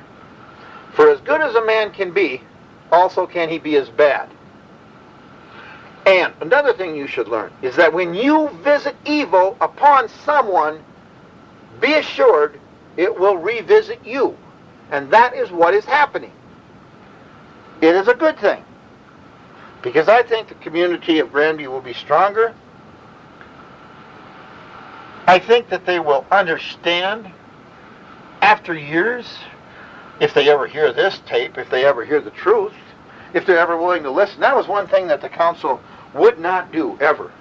They were not, because they knew that they were going to have this concrete plant.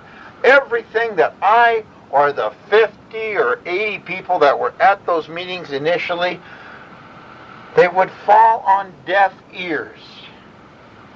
Because I was the only one, the one person, I should say, that was going to be adversely affected so negatively by the impact of this concrete plant. I stood there and fought till the end.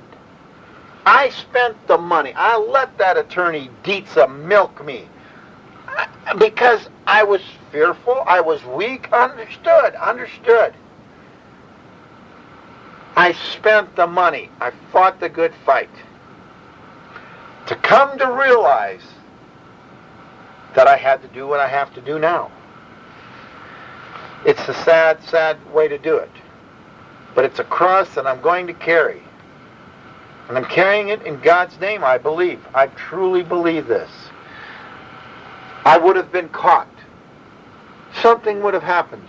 I mean, there's still some time left. It still may not happen. It could be that the day it does start, the machine quits. Before I even get out of the building. It may quit right after I get out of the building. It may quit halfway through what I want to do. You know? And that's where it's supposed to stop. Because God will have stopped it. I believe that machine, other than sometimes that it won't go in gear, I haven't figured that out yet, but I'm hoping that, that's only happened a couple of times, and then all of a sudden by itself it went into gear. So I don't know what the problem is there, but that could be a very critical problem that stops me. There's just so many things I've hoped for that I wouldn't have to do this, but I'm here today, the 13th of April, 2004, and we're moving on, and I'm trying to make this tape and be done with it. Anyway, I need to digress here a little bit. The town, the people that were on the boards, the Peterson lady, she'd been on that board for so long. She knew the history, what the town wanted. She knew the history of the FDIC. They had so many people on that board. The fat lady that owned the flower shop or whatever she owned. I can't even remember her name. Casey at Gamble's. So many of those people had these sentiments towards the FDIC, which had been permeating the community since the FDIC did what they did. And here I am, a beneficiary of the FDIC, and they were definitely out to get their feelings, I guess, what's the word? Appeased, which is something else, I tried to wrongly. For years, I tried to appease Cody Docheff's misguided anger. I tried to talk to him. I tried to be friendly towards him. Talk to his kid. I bought every bit of concrete, which turned out to be shit. He ripped me off on that concrete so bad, but, I tried to buy all my concrete from the guy, and, I had no malice towards this man or any person in Granby, and yet they had to do this to me. And for what was their guise? The sales tax, the increased amount of sales tax revenue. And I tried to explain to him, You don't have that much sales tax here for the detriment that you're causing to the community. All of the products are delivered, most of the products are delivered out in the county. And I says, the few that you're going to sell infiltrators right here in town, people are going to come up and pick up some manholes, might even pick up a septic system once in a while. Who knows? They're going to pick up, what? Maybe 5% of the business? Okay. What is that for what you're causing the downgrading of the community, of the motels? Now we got a motel with concrete plant on one side. Before we had it with just the railroad tracks, waking everybody up at night, going back and forth. Okay. You know, sometimes you're going to get a motel like this. Now you got one with a fucking concrete plant with absolutely no hours of operation restrictions, you know, other than what the federal government, you know, guidelines are imposed, you know, which is everybody. But those concrete plants are not in the center of town. They're out in the country for the most part. Only their malice, their resentment towards the outsiders, was their motive for making sure that that concrete got in town. And it's just uncanny. After it got started, how I tried to stop it, how every time I did, I failed. It told me one thing, that God wanted these people to learn. And He knew that I eventually would get to the point where I wouldn't put up with what they were taking away from me, for what they had denied me. God knew Marvin Heemeyer very well. He put me up here.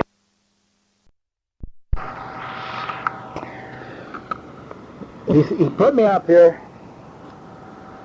Initially, I expect to stop this whole process, which it did. It did for 10 years. And that was God's will. But it was not God's will that they do what they did to me. That was man's will. That was their will. And, you know, it's effective.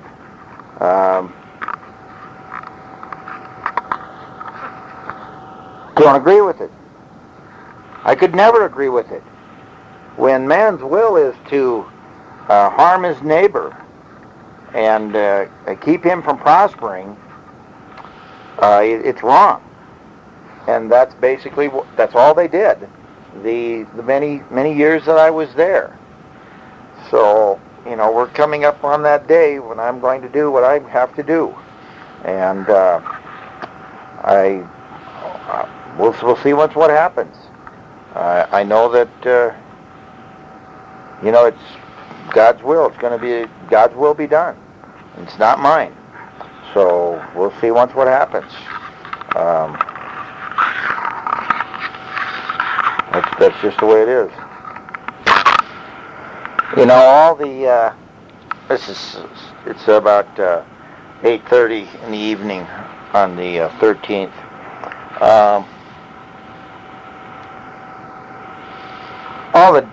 All or most of the documentation between me and the town while this was going on, and between me and this attorney Dietza, has been put on paper, and it's in a plastic bag in the back of the Subaru. And there's a chronological order there, but I don't have that with me here, so I'm kind of jumping around. But it's in there, and if you put it together, how it happened, it's all there, and that will basically back up what I'm saying. It's also in the computer I have here, which I think I downloaded a lot of that stuff onto paper, and that's what's in the Subaru. But the computer is going to go to South Dakota, and it'll be stored where it's supposed to be. And I would hope that the people that have it for one day could figure it out, to know the truth.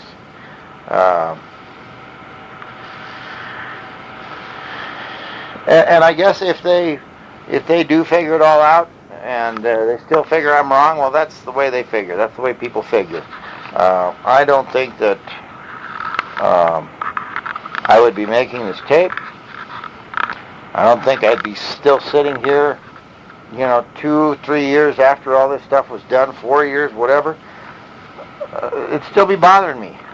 It took my whole retirement away. I've got no life.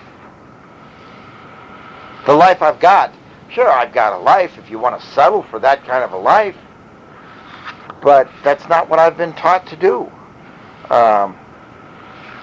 You settle for things if that's the way it goes. If I had gone bankrupt and lost a muffler shop with the property and went to an auction later on, the FDIC got it back or whatever, and I went to that auction and I didn't bring enough money with me to buy it, it's a good sign, that I shouldn't have it back and that I should go do something else. But if I was supposed to have it, if I was supposed to continue on, if I was supposed to get it back, I would have bought it. And that would be a good sign to go on. But Cody didn't bring enough money. And he lost. And he just has refused to give it up. The town, because their plans that they made for rezoning that 2 acres, when they rezoned Gus Harris's 2 acres south of me, when I stepped in, when God put me there to buy that property, and their plans were done with, they were eliminated, they were stopped, they should have moved on. They should have looked for a better place. And I know Cody wanted to, this is something important, he wanted the concrete plant to be out there by Hot Sulphur Springs, just east of Hot Sulphur Springs. And, I didn't really care. I didn't go to any of the meetings or anything. But they turned it down. And it was way outside of town. It was downwind of the town. But this was very interesting. And this is why we should have had a change of venue in the court proceedings. We should have had this moved to Steamboat. Because the judge who sat at our trial, the judge had gone to those meetings in 97. I believe it was 97 when Cody tried to get that out there by Hot Sulphur Springs. The judge owned property across the highway to the north. And the judge and his wife went to the meetings for the county to oppose this concrete plant being there because it was going to devalue their property. And the letters are there at the county, at the Hot Sulphur Springs, at the courthouse there. And I found this out a couple of weeks after I lost the case. I'd heard somebody said that he had fought this judge had. And so I went down to the court and I found these records, and there's copies of those are in the back of that Subaru, I believe. His letter from his wife and what she said. And these were strictly, from the judge's heart. It wasn't from his wife. It was from him because he was at those meetings. And it's right in the record. For when you go to those meetings, you have to sign in, and he signed in. And he should have recused himself from doing this. But by doing what he did, by making the judgment in favor of the Dochefs and the town, he ensured that it would never come back to be at that location in the gravel pit across from his property. And my attorney, as paid off as he was, however they got to him or whatever his thinking was, he even told me that I should write the judge and ask him to set aside his verdict, and that we should have a new judge redo it. But what was the point? I spend another $50,000 with this attorney so that we go fight it someplace else? That's all he was doing was making money on the deal. He didn't care if I win or lose. As a matter of fact, in one of the letters he sent me, which is a copy in the computer and in the back of the Subaru, he said that he wouldn't appeal it. I always told him, I said, Dietz, if this is good enough to take to court the first time in the face of all the negative feelings that have about winning it, because it's good enough if we lose to appeal it to a higher court. Dietza wouldn't do it. He would not appeal it, even after I told him that the judge had fought this concrete plant when it was going to be across from his property, which wasn't even downwind of the property. You know, it was right beside it, but it was for the most part upwind of the darn concrete plant. And it property wouldn't have been affected near as badly as my property was, or the town property of my neighbors. And anyway, Dietza said that he would not appeal it, and he said this in a letter, because he had future cases coming up in front of Judge Doucette. And he felt that if he appealed Judge Doucette's ruling, that it would affect adversely on him in these other cases. Well, I'm sorry, I don't know what that is called, but without a doubt, it was wrong. You know, if he was willing to take my money for all those months and years that we fought this thing, convincing me all along that we were going to win, that it was the right thing, I was doing the right thing, you know, he really should have done it without being paid. But, and I should have been smart enough to tell him that clear back there when they made that resolution in 2000, that he shouldn't get paid anymore, you know. But I didn't know about how towns operate. Especially, I didn't know they were that crooked. So, you know, I made a mistake. I made a lot of mistakes. And what did they teach me? I mean, why? So I learned how to go to FDIC auctions maybe and buy property, and if there was the previous owner bid against me at the future auctions when I bought this property, that I would just sell it real quick. What good does that do me when I was 65 years old, if that's when the FDIC starts selling properties that have been foreclosed on again, if there's a glut of those on the market because the economy drops? I don't need that kind of money at 65. I needed it when I was in my 40s and my 50s. That's when it should have been here, and it's not here. So the money that I've got is of no use to me, because I am not going to live the life they want me to live. You know, they think that I should have to stay down there in Granby. I should have kept my muffler shop going. I should have put up with all the dust, all the snickers. You know, the town council. I'd pass them in the post office, and they'd snicker at me after they knew I lost. On the street, Casey Farrell. I mean, the guy, what a barbarian. You know, he's just a very sick man. He comes across as being one of those good guys, and he's nothing like that at all. He's part of the problem. As we're with that whole system down there, you know, the good old boy system.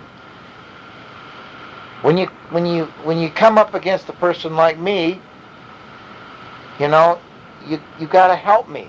Throw me a bone. You wouldn't throw me anything. You know, you couldn't. I mean, when Cody first came to those meetings, he said he would put up walls and he would do all this different stuff. We don't have any of it. It doesn't make any sense. Other than that, it was the good old boys patting each other on the back. Well, you should have made me, if not one of the good old boys, you should have given me a bone to get out of there so that I could leave you alone and do what you wanted. You know, I put the property up for sale almost as soon as this PDO started. Get me out of here. But you couldn't read that. And if you did, you read it so that you said, ha, we got him. We know he wants to get out of there. We know he knows he's screwed. Let's really screw him. You know, that's exactly what their attitude was. And they did. You know, I had no choice. What was I supposed to do? So when I had my auction, these people, I netted, when I sold the property by myself to Travis Bussey and his partner Bob, I netted $400,000 on the sale because I didn't use a realtor. At the auction, I would have had to pay the auctioneer 10% of the sales price to net the $400,000. I had it listed as a minimum reserve of $450,000. And remember, I am forfeiting my business, the goodwill, all that, what I would call equity. I'm giving it up. And I says, look, if I advertise it at a minimum of $450,000, we pay 10% of that to the auctioneer. That leaves me with $405,000. If they would have bought it at that auction for $450,000, I would have walked away. But there wasn't one bid. And it also is unique how I had 5 things that were reserved at the auction: the bulldozer, the land, a Cabelco backhoe, my 72 Nova, and a pair of jet skis. It is unique how the jet skis made the minimum, the Cabelco made the minimum, the Nova went over the minimum, and they sold.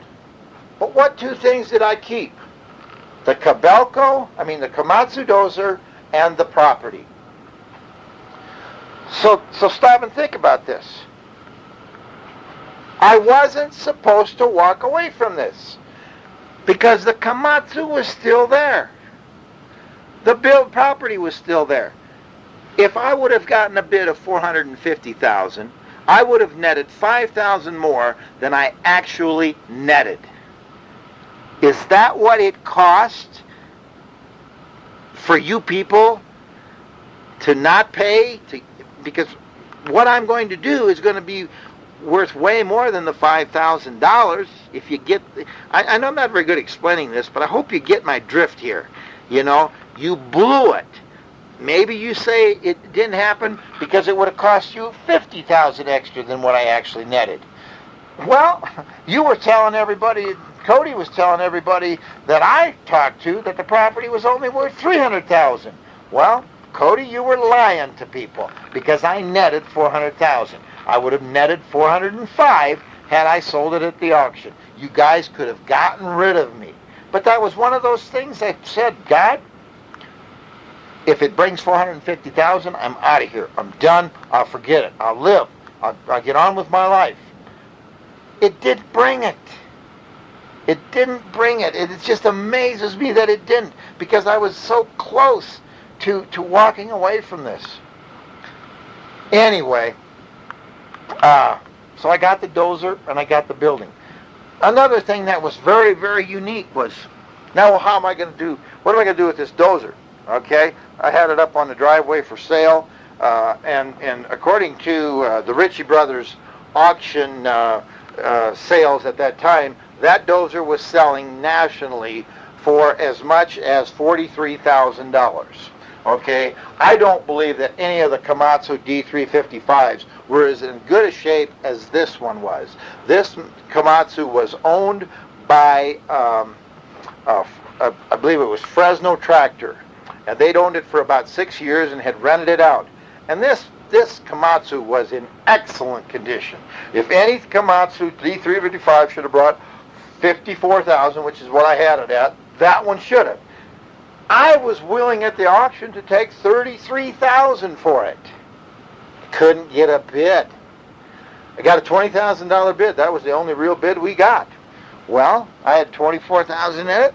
I'm not going to sell it for that, especially when Ritchie Brothers says it's worth $43,000. So I kept the dozer. What was unique, after everything's gone, I find out that the dozer is 2 inches shorter than 12 feet and will go into the storage building. It is 1 inch narrower than the door if I take the little bottom, the edging grousers off, or whatever they call them on the dozer blade. If I take those off, that dozer will go in my storage building. So I says, well, let's put it inside, because then I can build it to do what I am supposed to do.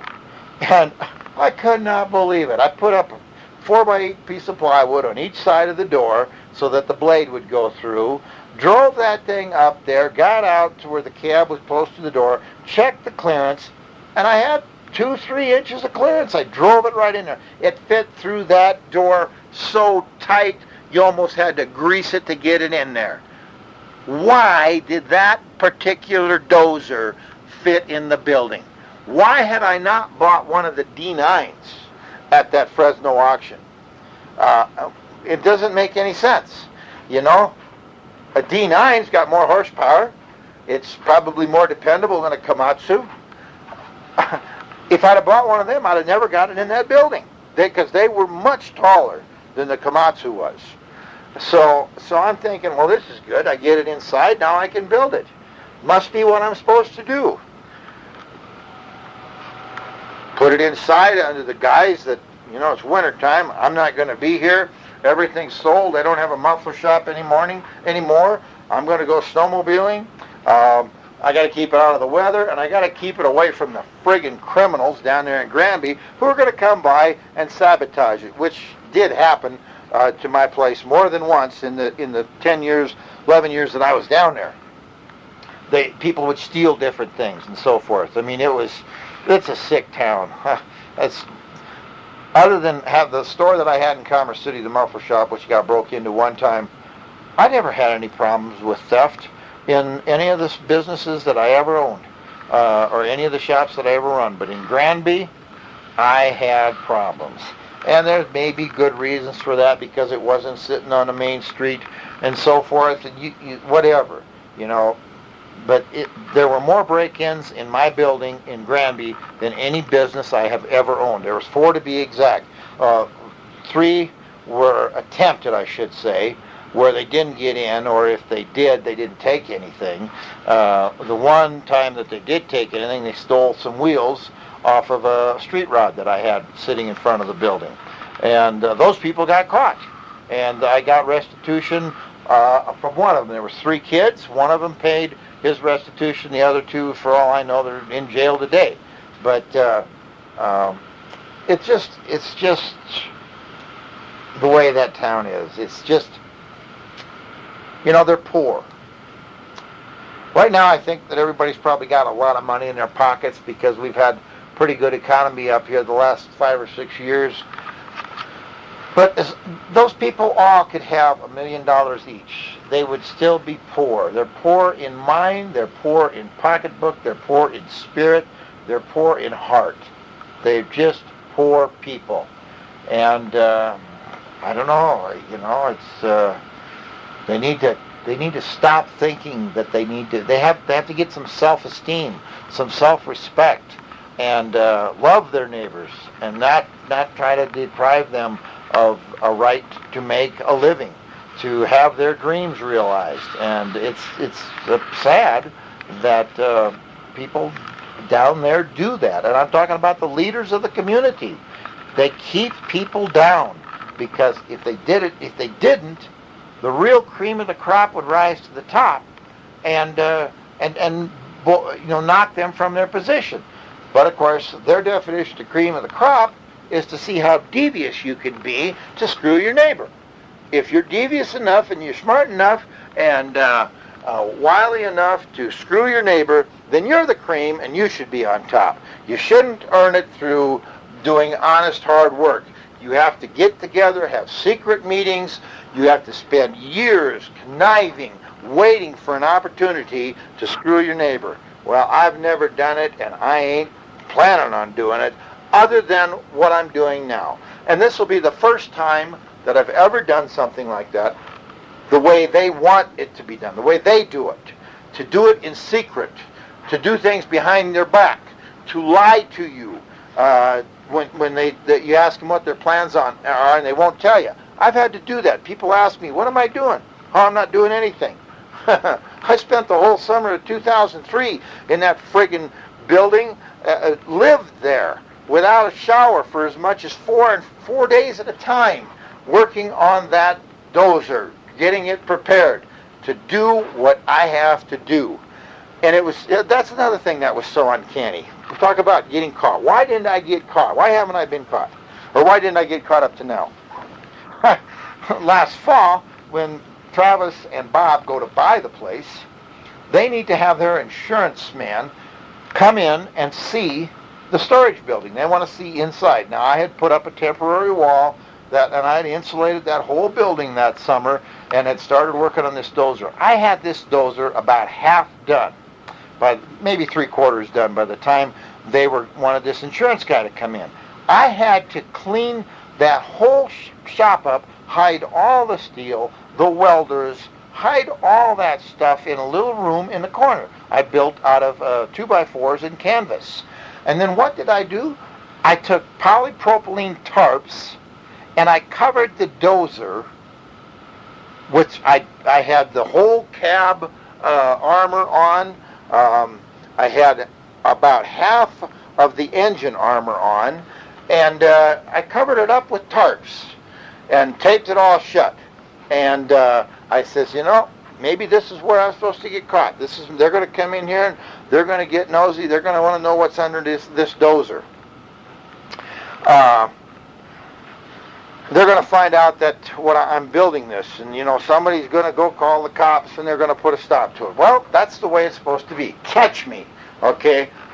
They came in there after I had the shop all cleaned up, had everything put away, had the dozer covered up with these polypropylene tarps. I even put a lift in there to lift all this steel onto the dozer. This lift was about 20 feet long, had a 20-foot arm on it with a electric winch, and it swung on a post. And that's how I lifted all this steel to get it on there. Okay? The lift is there. So these guys come in. Oh, well, what's this? This is the dozer. Oh, okay.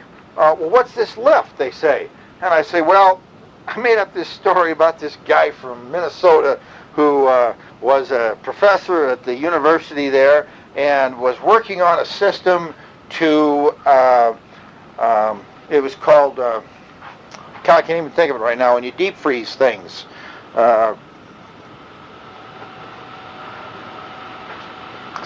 Cryogenics or something like that.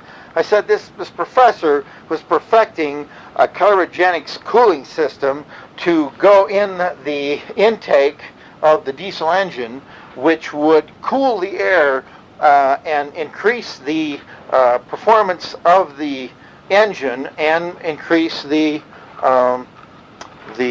hourly fuel consumption. And they bought it. I says, but the lift goes when I leave. When this guy comes to pick his dozer up after he's done all this testing, we put this lift in so we could lift this big 800-pound condenser up on the back, which he had mismeasured, and they had to take it back to Minnesota. And then he's got this other evaporator that we had to lift, plus the pump has got to go on there. We're running that off of a drive, an auxiliary drive, PTO drive that they've got on the engine. I had this all bullshit story, and they went along with it. I said, I couldn't believe it when they walked out the door. I'm safe. How come they didn't catch me? It was right there under their nose. Well, I wasn't supposed to get caught. Not yet. Maybe I will. Maybe this whole thing will come to stop early. That's the way it's supposed to be. I will accept that. They took away my life. They took away my future.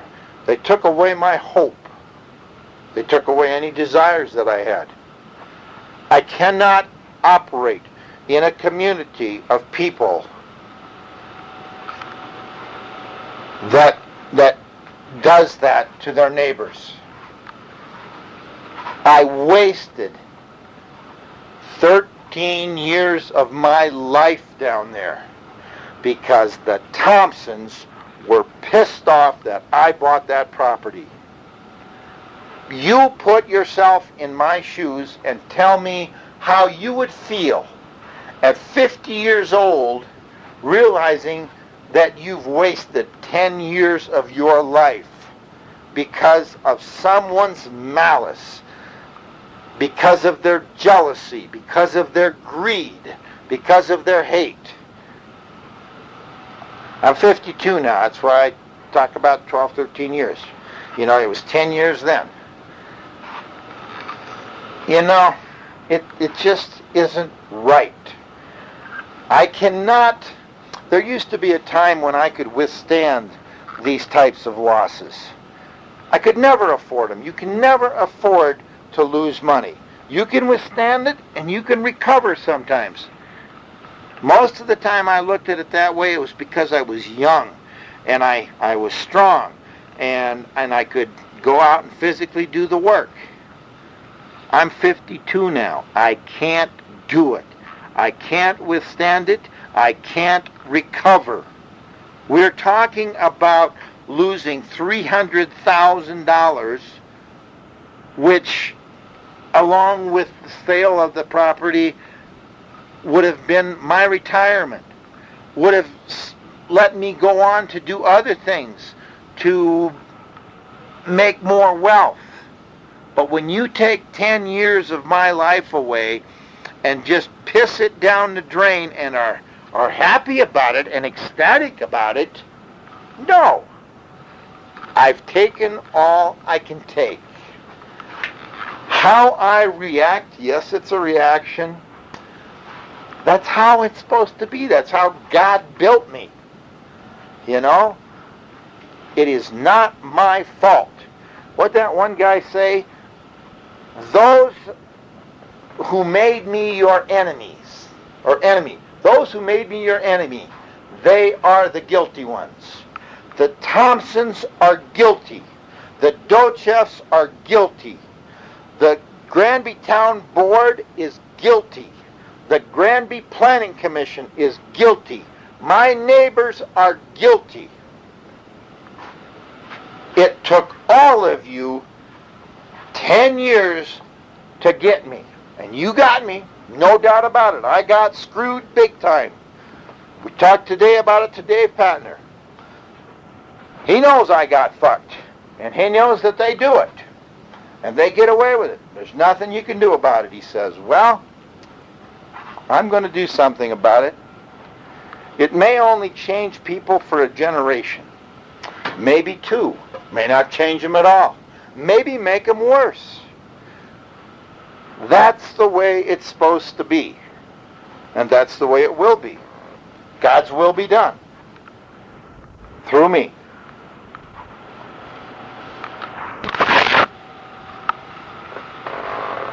We're going to fly. So anyway, this is tape 3. It's about 10:05 on the 13th of April, 2004. I want to say that I believe that I am an American patriot. I believe in the free enterprise system. I believe in a level playing field of competition. If you want to change that level playing field of competition to your advantage, basically you give me license to do that also when my opportunity comes around. Because you're the leaders of the community. And you set the example, and you do the teaching, and you through example, through your actions, you show the community how things are supposed to be done. I am one of the greatest followers you would ever meet, because I know you cannot be a good leader unless you are a good follower.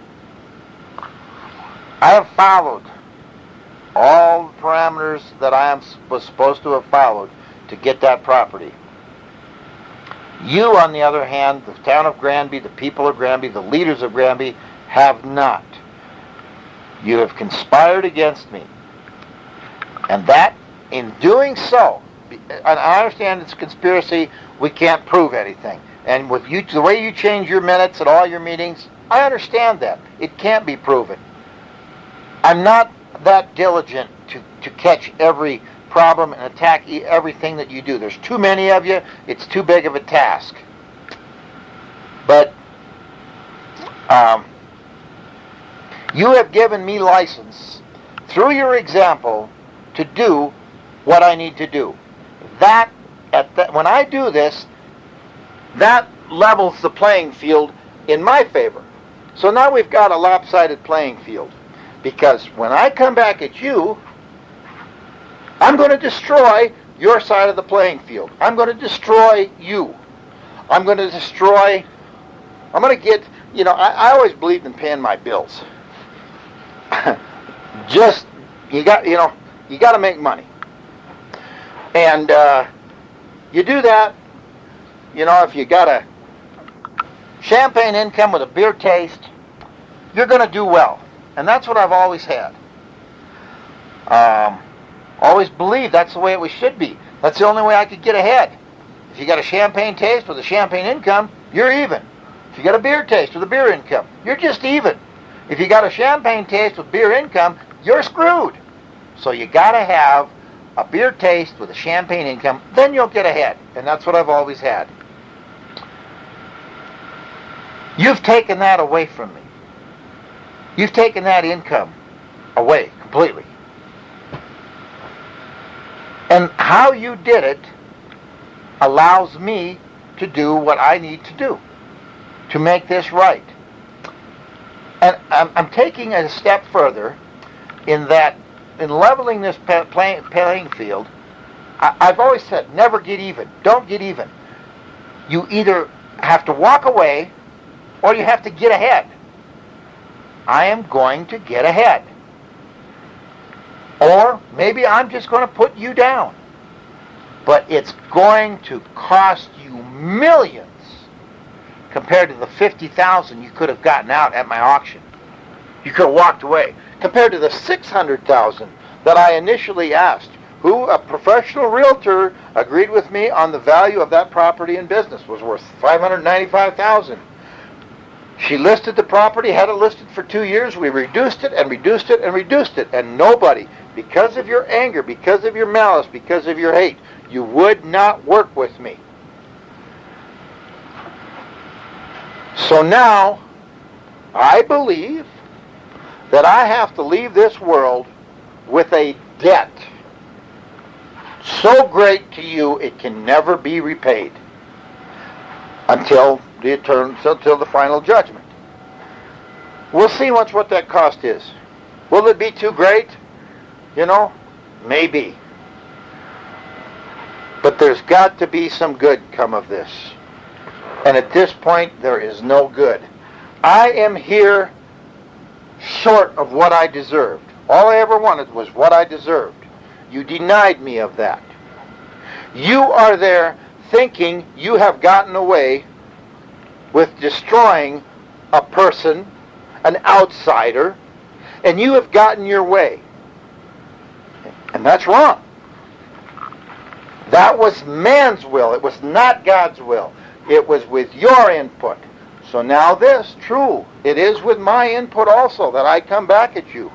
But you gave me license to come back at you. You taught me how to act towards your neighbor. And that's how I'm going to do. And you will learn this lesson, that is not the way to do it. I am going to sacrifice my life, my future, to show you, my miserable future that you gave me, to show you that what you did was wrong. I know the newspaper guy, he'd never admit it. That guy is told so many lies. That's one thing about lying. You tell a lie, usually you got to tell 5 more to cover that up. And then you got to tell 5 lies for each one of those 5 to cover those 5 up. And it just escalates. And pretty soon, all you're doing is lying. And you always, you get caught in a lie, and how you do, you tell 10 more lies, and you bullshit your way out of it. I never used to do that. I never could do that. I didn't want to do that. If I was honest with people, straightforward, they knew where I stood. The deal was over with. It was done. The bad thing about being honest and straightforward and doing that is people know where you stand and they try to take advantage of you. They take advantage of your good nature. They take advantage of the fact that they know that you're a good guy, you are a straight shooter, and that you're not going to retaliate on them when they fuck you. Well, folks, most of the time, I believe that's probably true. But God built me to be here to prove to you that what you have been doing for God knows how many years is wrong. You picked on the wrong man. I'm not tough. I'm not that strong. What I'm going to do is above me. And God gave me that peace years ago, 2-3 years ago, in that hot tub, that I had to do this, that I could not do it without God's help, that it was His strength that would spur me on at 51 and 52 years old to get this job done. He would get the job done at the pace that I could do it. And I believe that is why He gave me last winter off. I was not fast enough. I did not have the energy that I, in my 40s and 50s, early 50s, that I had when I was in my 30s. So He gave me the winter off. He says, Marv, you're not going to get it done. Go take off this winter, go play. But next spring, after the hill climb, you've got to do this. You've got to get this done. And that was where I was. That was my goal, so to speak, was take the winter off, relax. You know, maybe something would come up to change my mind, that I wouldn't do that I would completely dismantle the MK tank. Didn't happen, folks. Didn't happen. Why didn't it happen? You had a whole winter to have something happen good to Marvin Heemeyer. It didn't happen. So here I am, back there, doing what I have to do. I'm building the MK tank. And like I said earlier, maybe I'm repeating myself here, but God may be giving me a wide open path in building this to come up dead up against a brick wall. If I'm dead 30 seconds after I get out of that building, if I'm dead through an accident or a piece of steel that I lift up on the dozer yet drops down, something malfunctions, injures me, puts me in the hospital, kills me, whatever,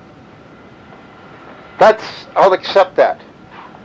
But you're going to know what my intentions were. Because basically my deadline, I've had deadlines and I've had to postpone them. You know, first it was supposed to be the spring of 2003 that this would happen. Then that got put off a month, and then I just didn't get things done. And it got put off until the fall, and now it's been put off till the spring. Well, you're going to know how intent I was on teaching you people that what you're doing is wrong. There's going to be other things that you're going to realize, that you're going to understand, hopefully.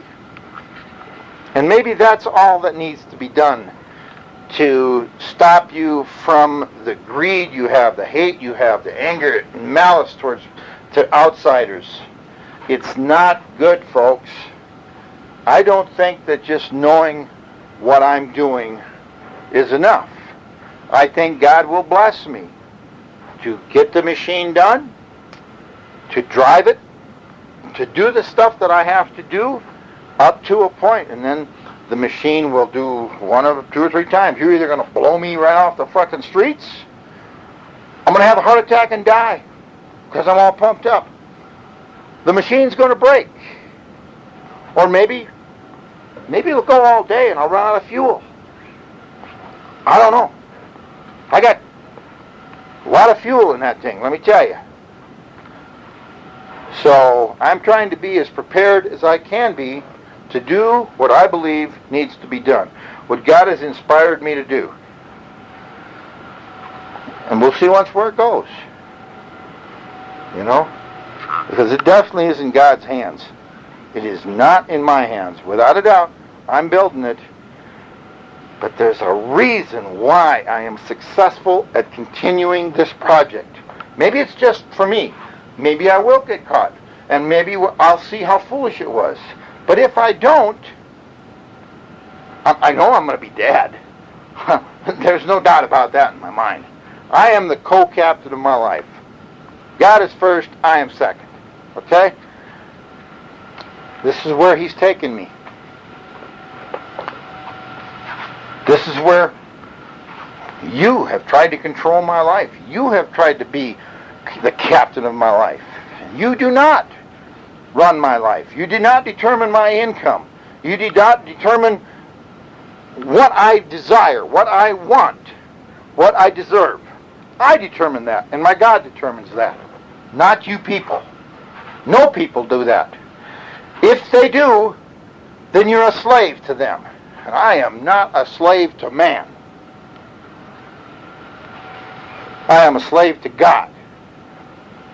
And I am a slave to what God tells me I should have. And that's why we are where we are. Let's stop here.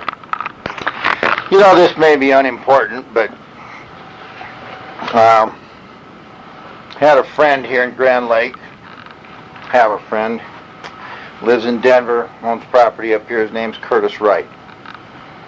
I've known him for about 3 years. Pretty good guy. He's from Iowa. This guy walked away from a bad deal there in Minnesota, I guess. He had a partner who screwed him out of a lot of money.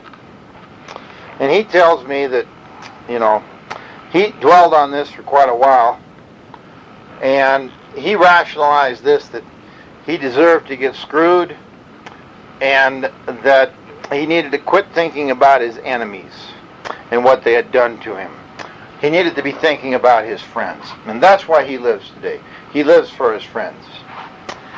Well, that's comforting to him, and that's good, and that's what it takes. I firmly believe that one day he will regret not taking some kind of action to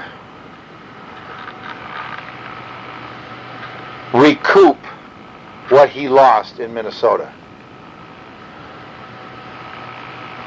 Now, he may put it out of his mind for the rest of his life, but I know that affected that man in an adverse way.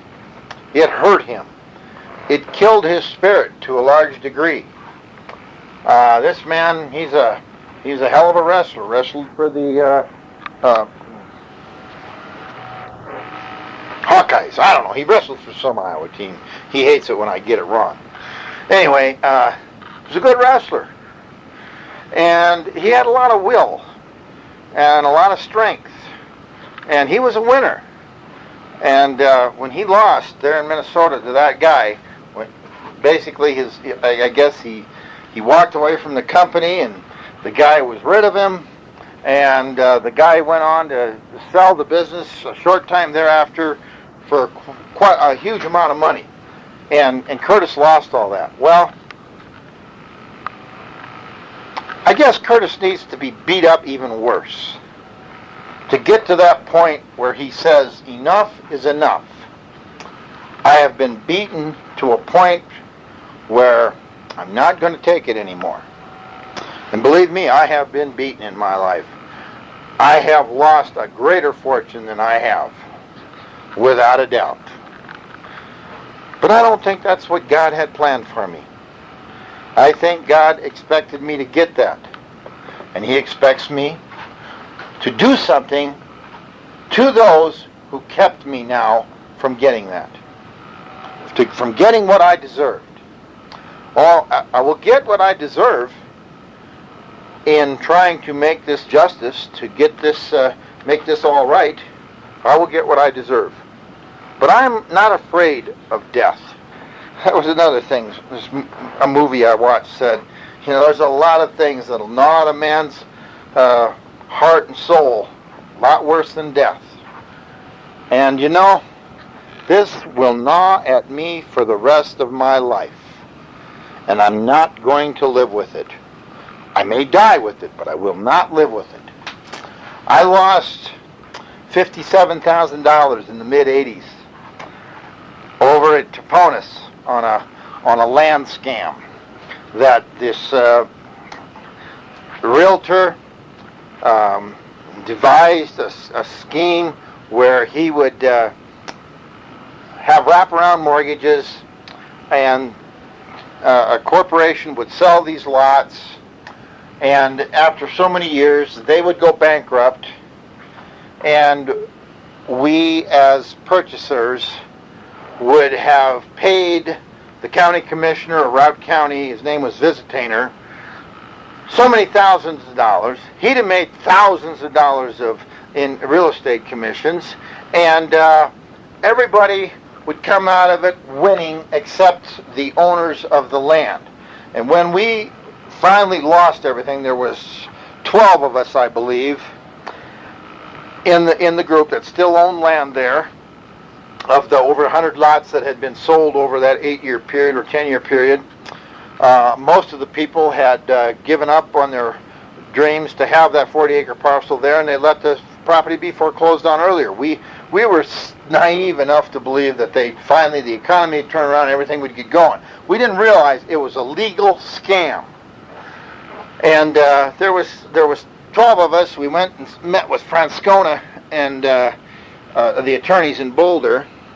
We spent a day with this guy, paid him $1,500 to have this meeting, and he told us that there was nothing that he could do because the way it was set up. It was legal what they did, and it was called a forfeiture of equity, and the court frowned on that. But if we went to court, it cost us $30,000, and we'd still lose. Well, I walked away from that deal. There were 2 of the people, I believe, were close enough to having their lots paid off that they paid them off and they got their 40 acres. But the rest of us weren't well-heeled enough to do that. So I walked away from that. It was $57,000 loss. And I wrote it off on my taxes, and I probably got, I don't know, $15,000, $18,000 back, where I didn't have to pay taxes anyway. But it was wrong. I had a partner, the first partner I had in the muffler business. He cost me well over $10,000. The first franchise I bought went bankrupt within 4 months after me giving in their franchise fee. That was a $10,000 loss. The real estate that I bought, the apartment complex, I owned that damn thing for 2.5 years, 3 years, I can't remember. Believed this realtor who went to this Christian Reformed church that I was attending. You know, I trusted this man. Wrong, Marv, wrong. Never trust man at all. Trust God and trust yourself, but don't trust another man, or just don't. I had to learn this the hard way. You know, I broke even on that apartment. I think I probably lost money, but I want to tell myself I broke even. That way I don't feel bad about it. But if I would have the money that I have lost, you know, I'd be a multi-millionaire. I don't understand it. I guess I'm a dumb person. I know that I'm a dumb person. I'm not as witty as some. I'm not as sharp as some. I don't know that that's the backbone of America, though. You know, I don't know what the backbone of America is anymore. Anyway, I have been screwed a lot of times, and I walked away from it. And I said, I don't need it. Just like this guy in Boulder. The man quit paying me last November. Walked away from a $130,000 note. The IRS confiscated his house.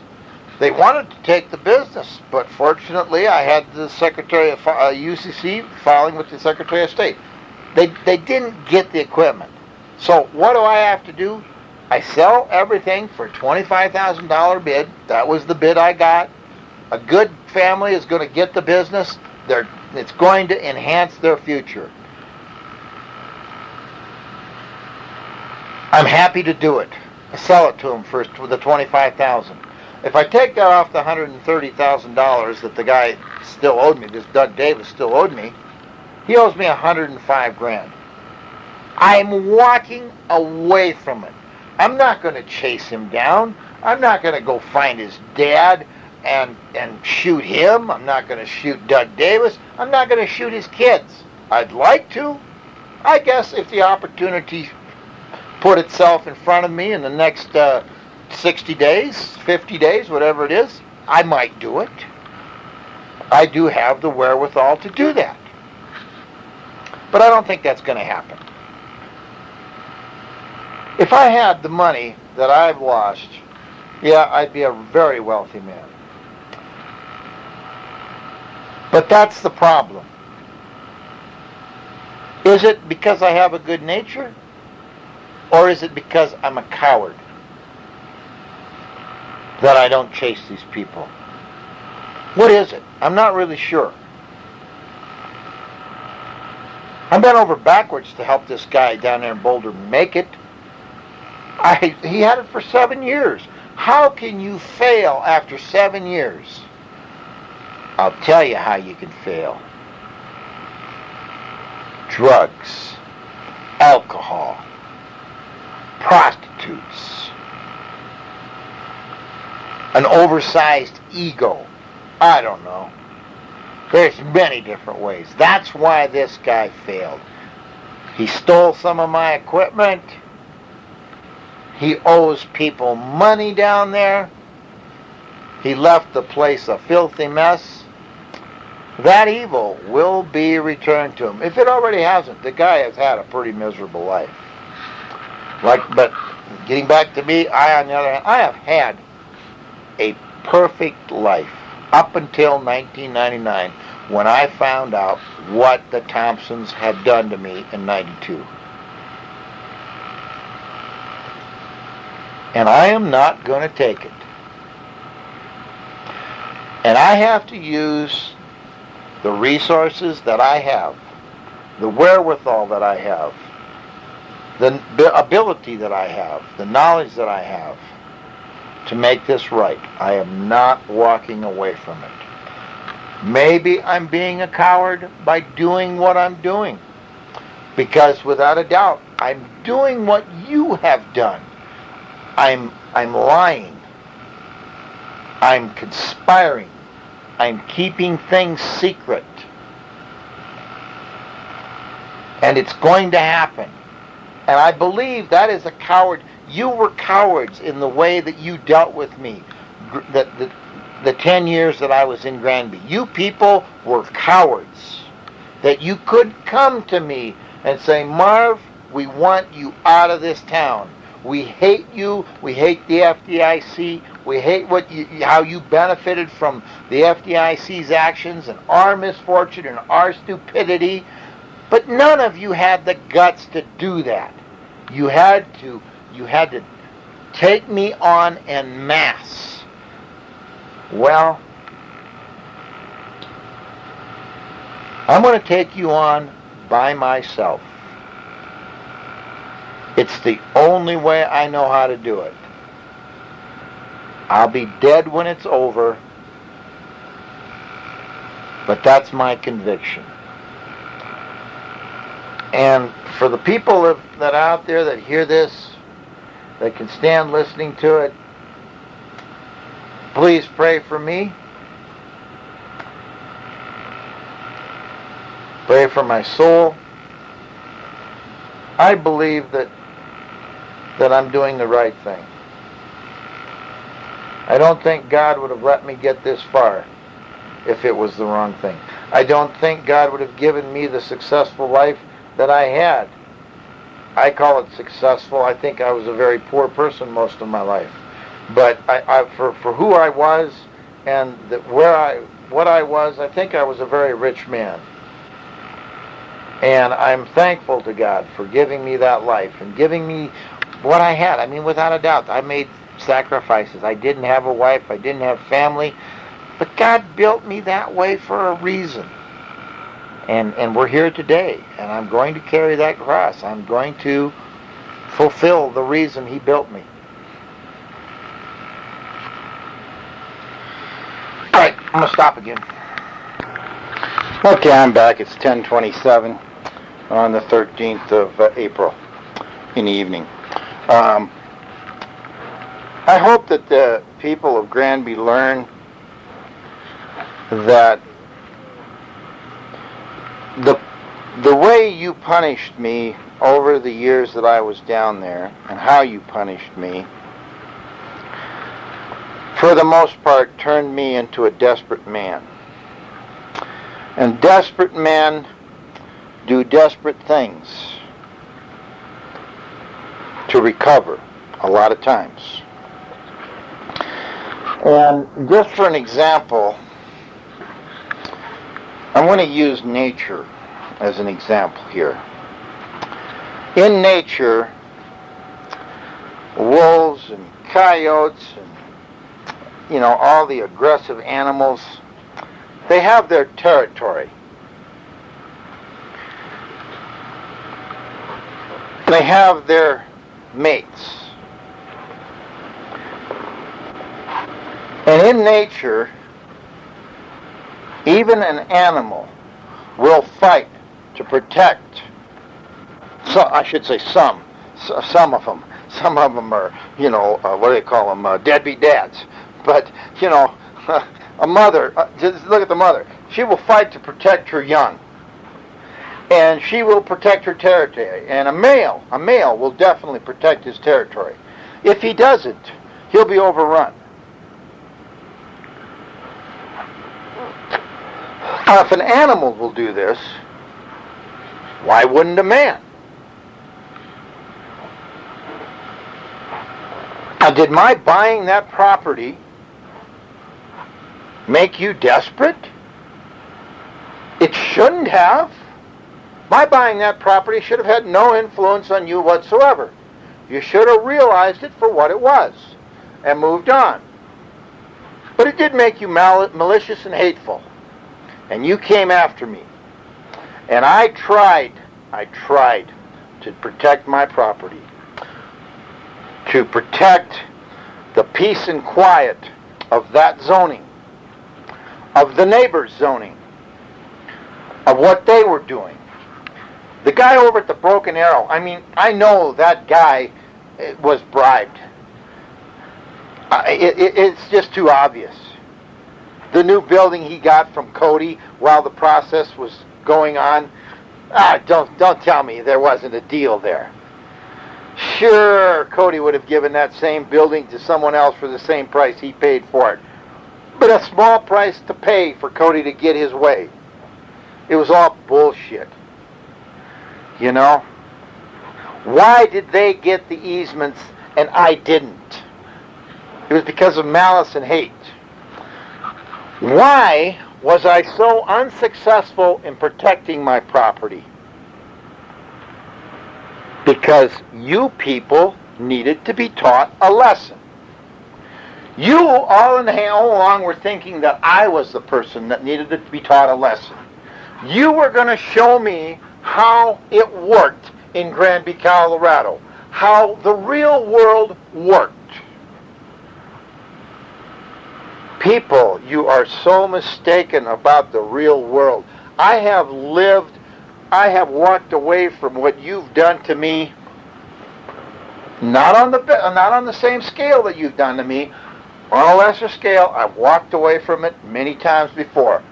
Laughed at you laughed at the people that were doing it to me because it's going to come back to haunt them, one way or another. This time, I'm not walking away from it. The real world is going to come back and slap you in the face like you have never been slapped before.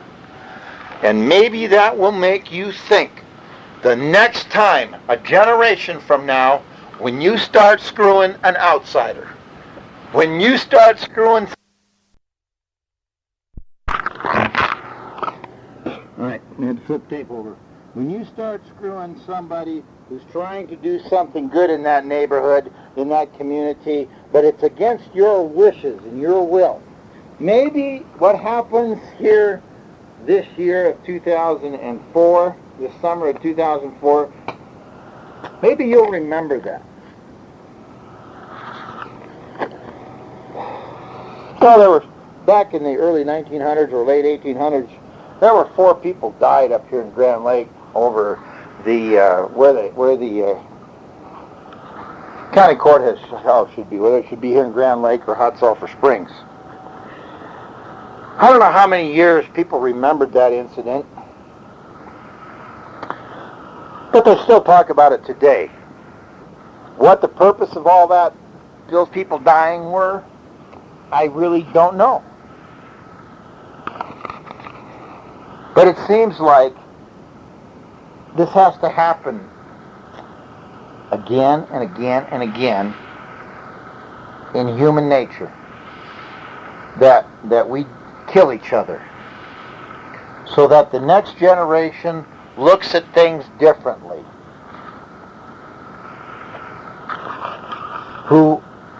Where they will open their mind and be open to other people's ideas. It's a cycle. As best I can see it, God is saying that the cycle is time to happen again.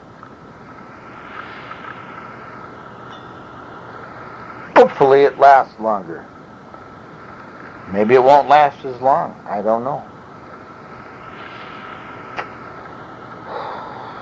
You people didn't have to teach me anything. All the crap that you did to me has been done to me before on a much smaller scale. I know I shouldn't have given you the benefit of the doubt. I should have learned that people are ultimately corrupt. I didn't, I guess. I'm going to have to die with it. Because I'm telling you, I will not live with it.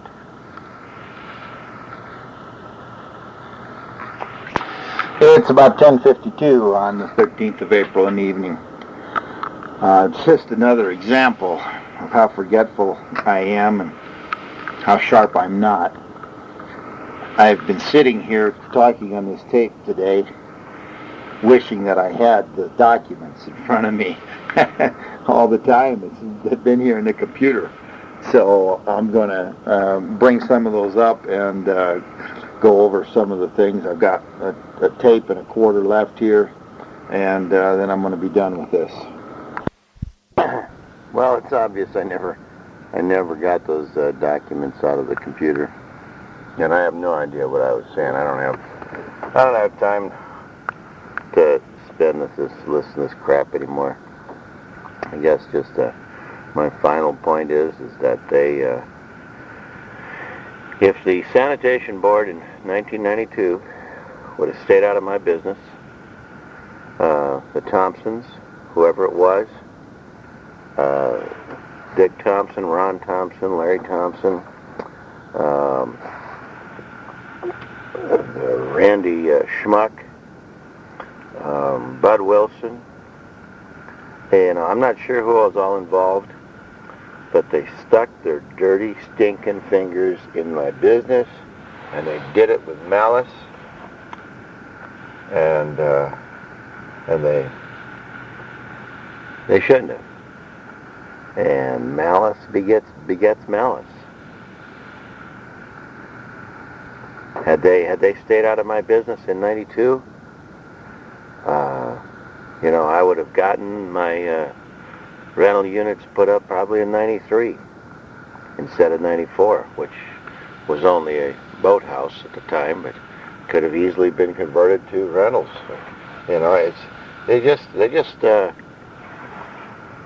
They just ruined a good man's life, a lot of people's lives. But that's their style. That's what works for them. That's the only way they can stay on top. They can't play on a level playing field. They gotta try to keep people down, and that's okay. Hopefully they'll learn from their mistakes. Half of them are dead.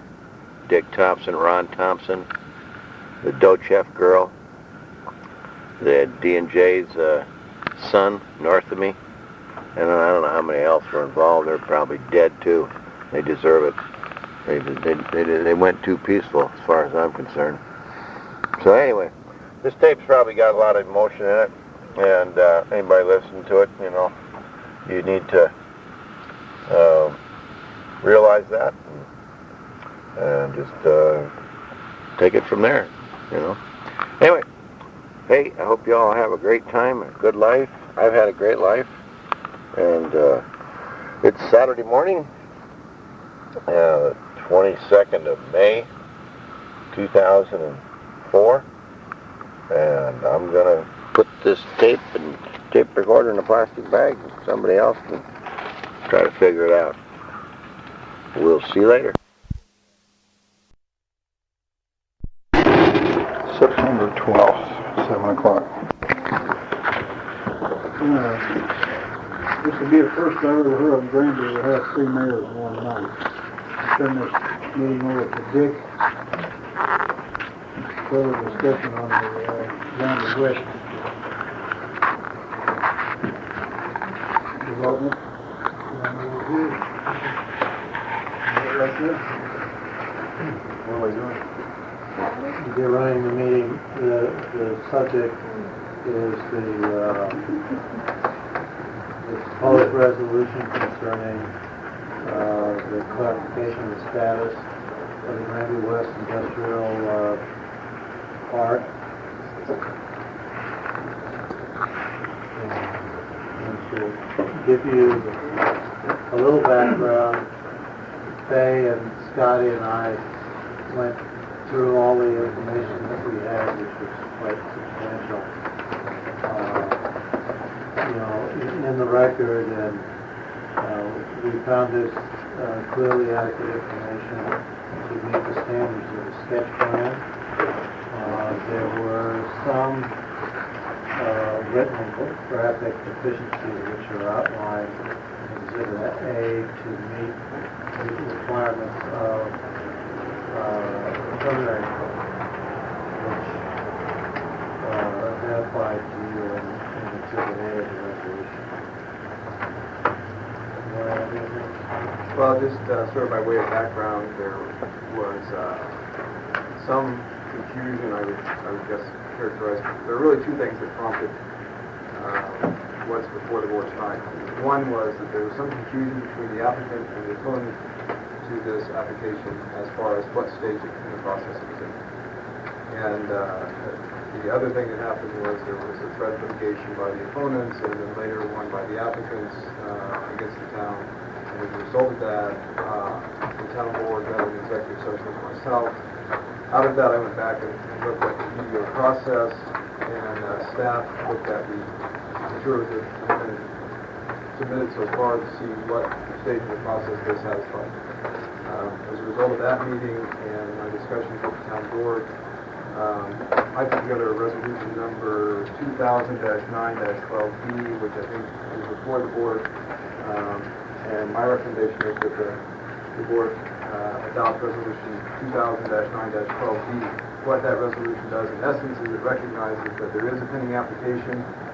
It clarifies that the pending application is sufficient to satisfy sketch plan and that it is now at the preliminary plan stage. As you may recall, there are 3 stages for a PDO application: the sketch plan, the preliminary plan, and the final plan.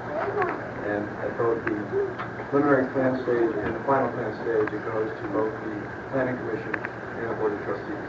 So, to clarify what stage it's in, staff went through and looked at the documents and concluded, as I have, that it is in the preliminary plan stage, that there are some items that need to be added to the application so that it is complete. And those items are listed on Exhibit A to the resolution. And the resolution in essence says that once those items are received, then the town staff will deem the application to be complete, and it will be at the preliminary plan stage, and then go to the Planning Commission, and that at the request of the applicants, the next step that is when it would actually go to the Planning Commission would be after November 15th. And that the matter would then move forward to the Planning Commission and Board of Trustees for the preliminary plan stage, and then later at the final plan stage. So that's what the resolution does. Any questions by the board?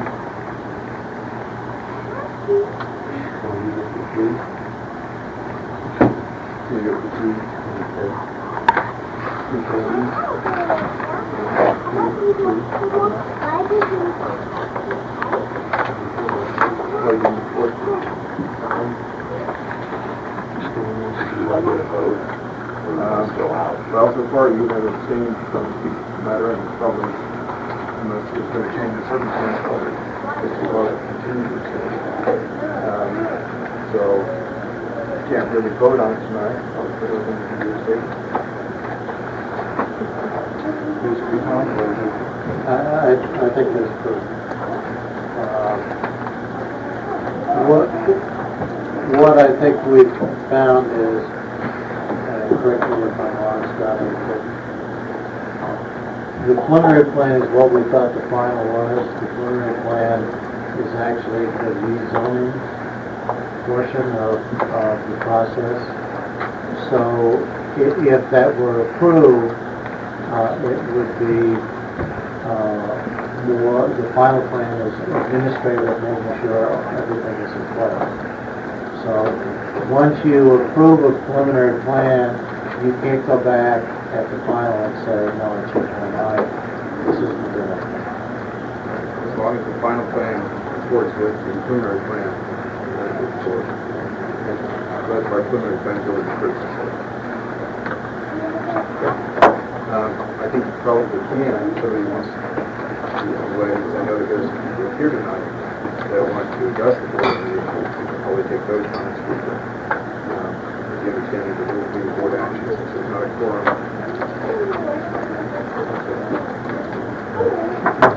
We do have a meeting, or there will be a discussion about a meeting to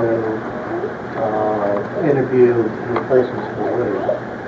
So we could continue this subject to whatever that date is, this resolution for that date. Could you just do the fourth Tuesday of the month, which would be the 26th? You've all heard the statements. Does anyone in the audience wish to address the board at this time, understanding that there will be no action taken this evening? Mr. Daly? We'd like a copy of the resolution, the proposed resolution. We haven't seen it. I just brought it up tonight, and we'll glad to get you. All right. And could I have just a second here?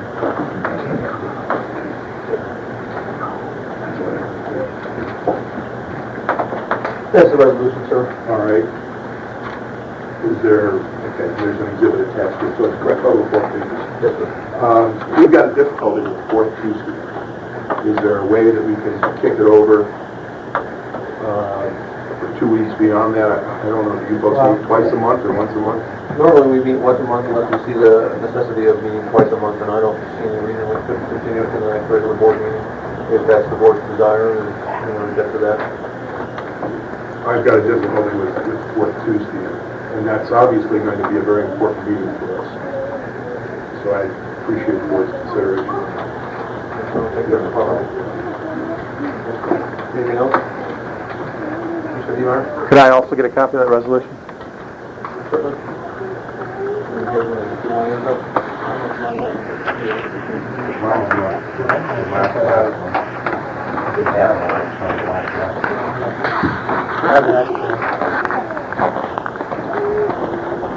So if you don't win the next regular meeting, we'll do that. Second Tuesday, okay.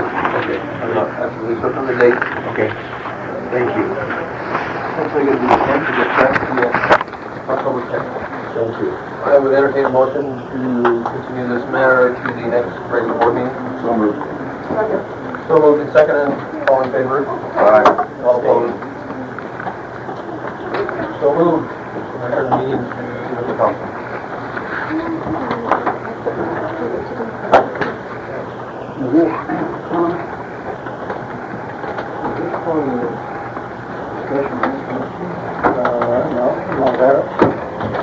You probably want to go back to Do you have a copy of the agenda?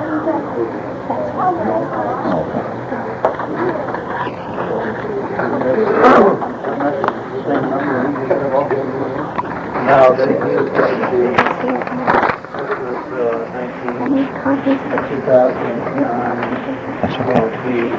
This resolution.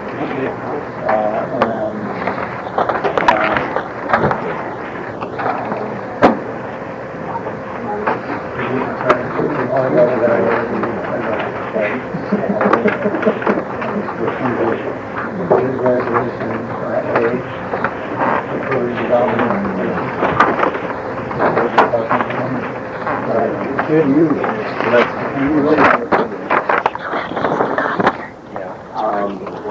time we will hear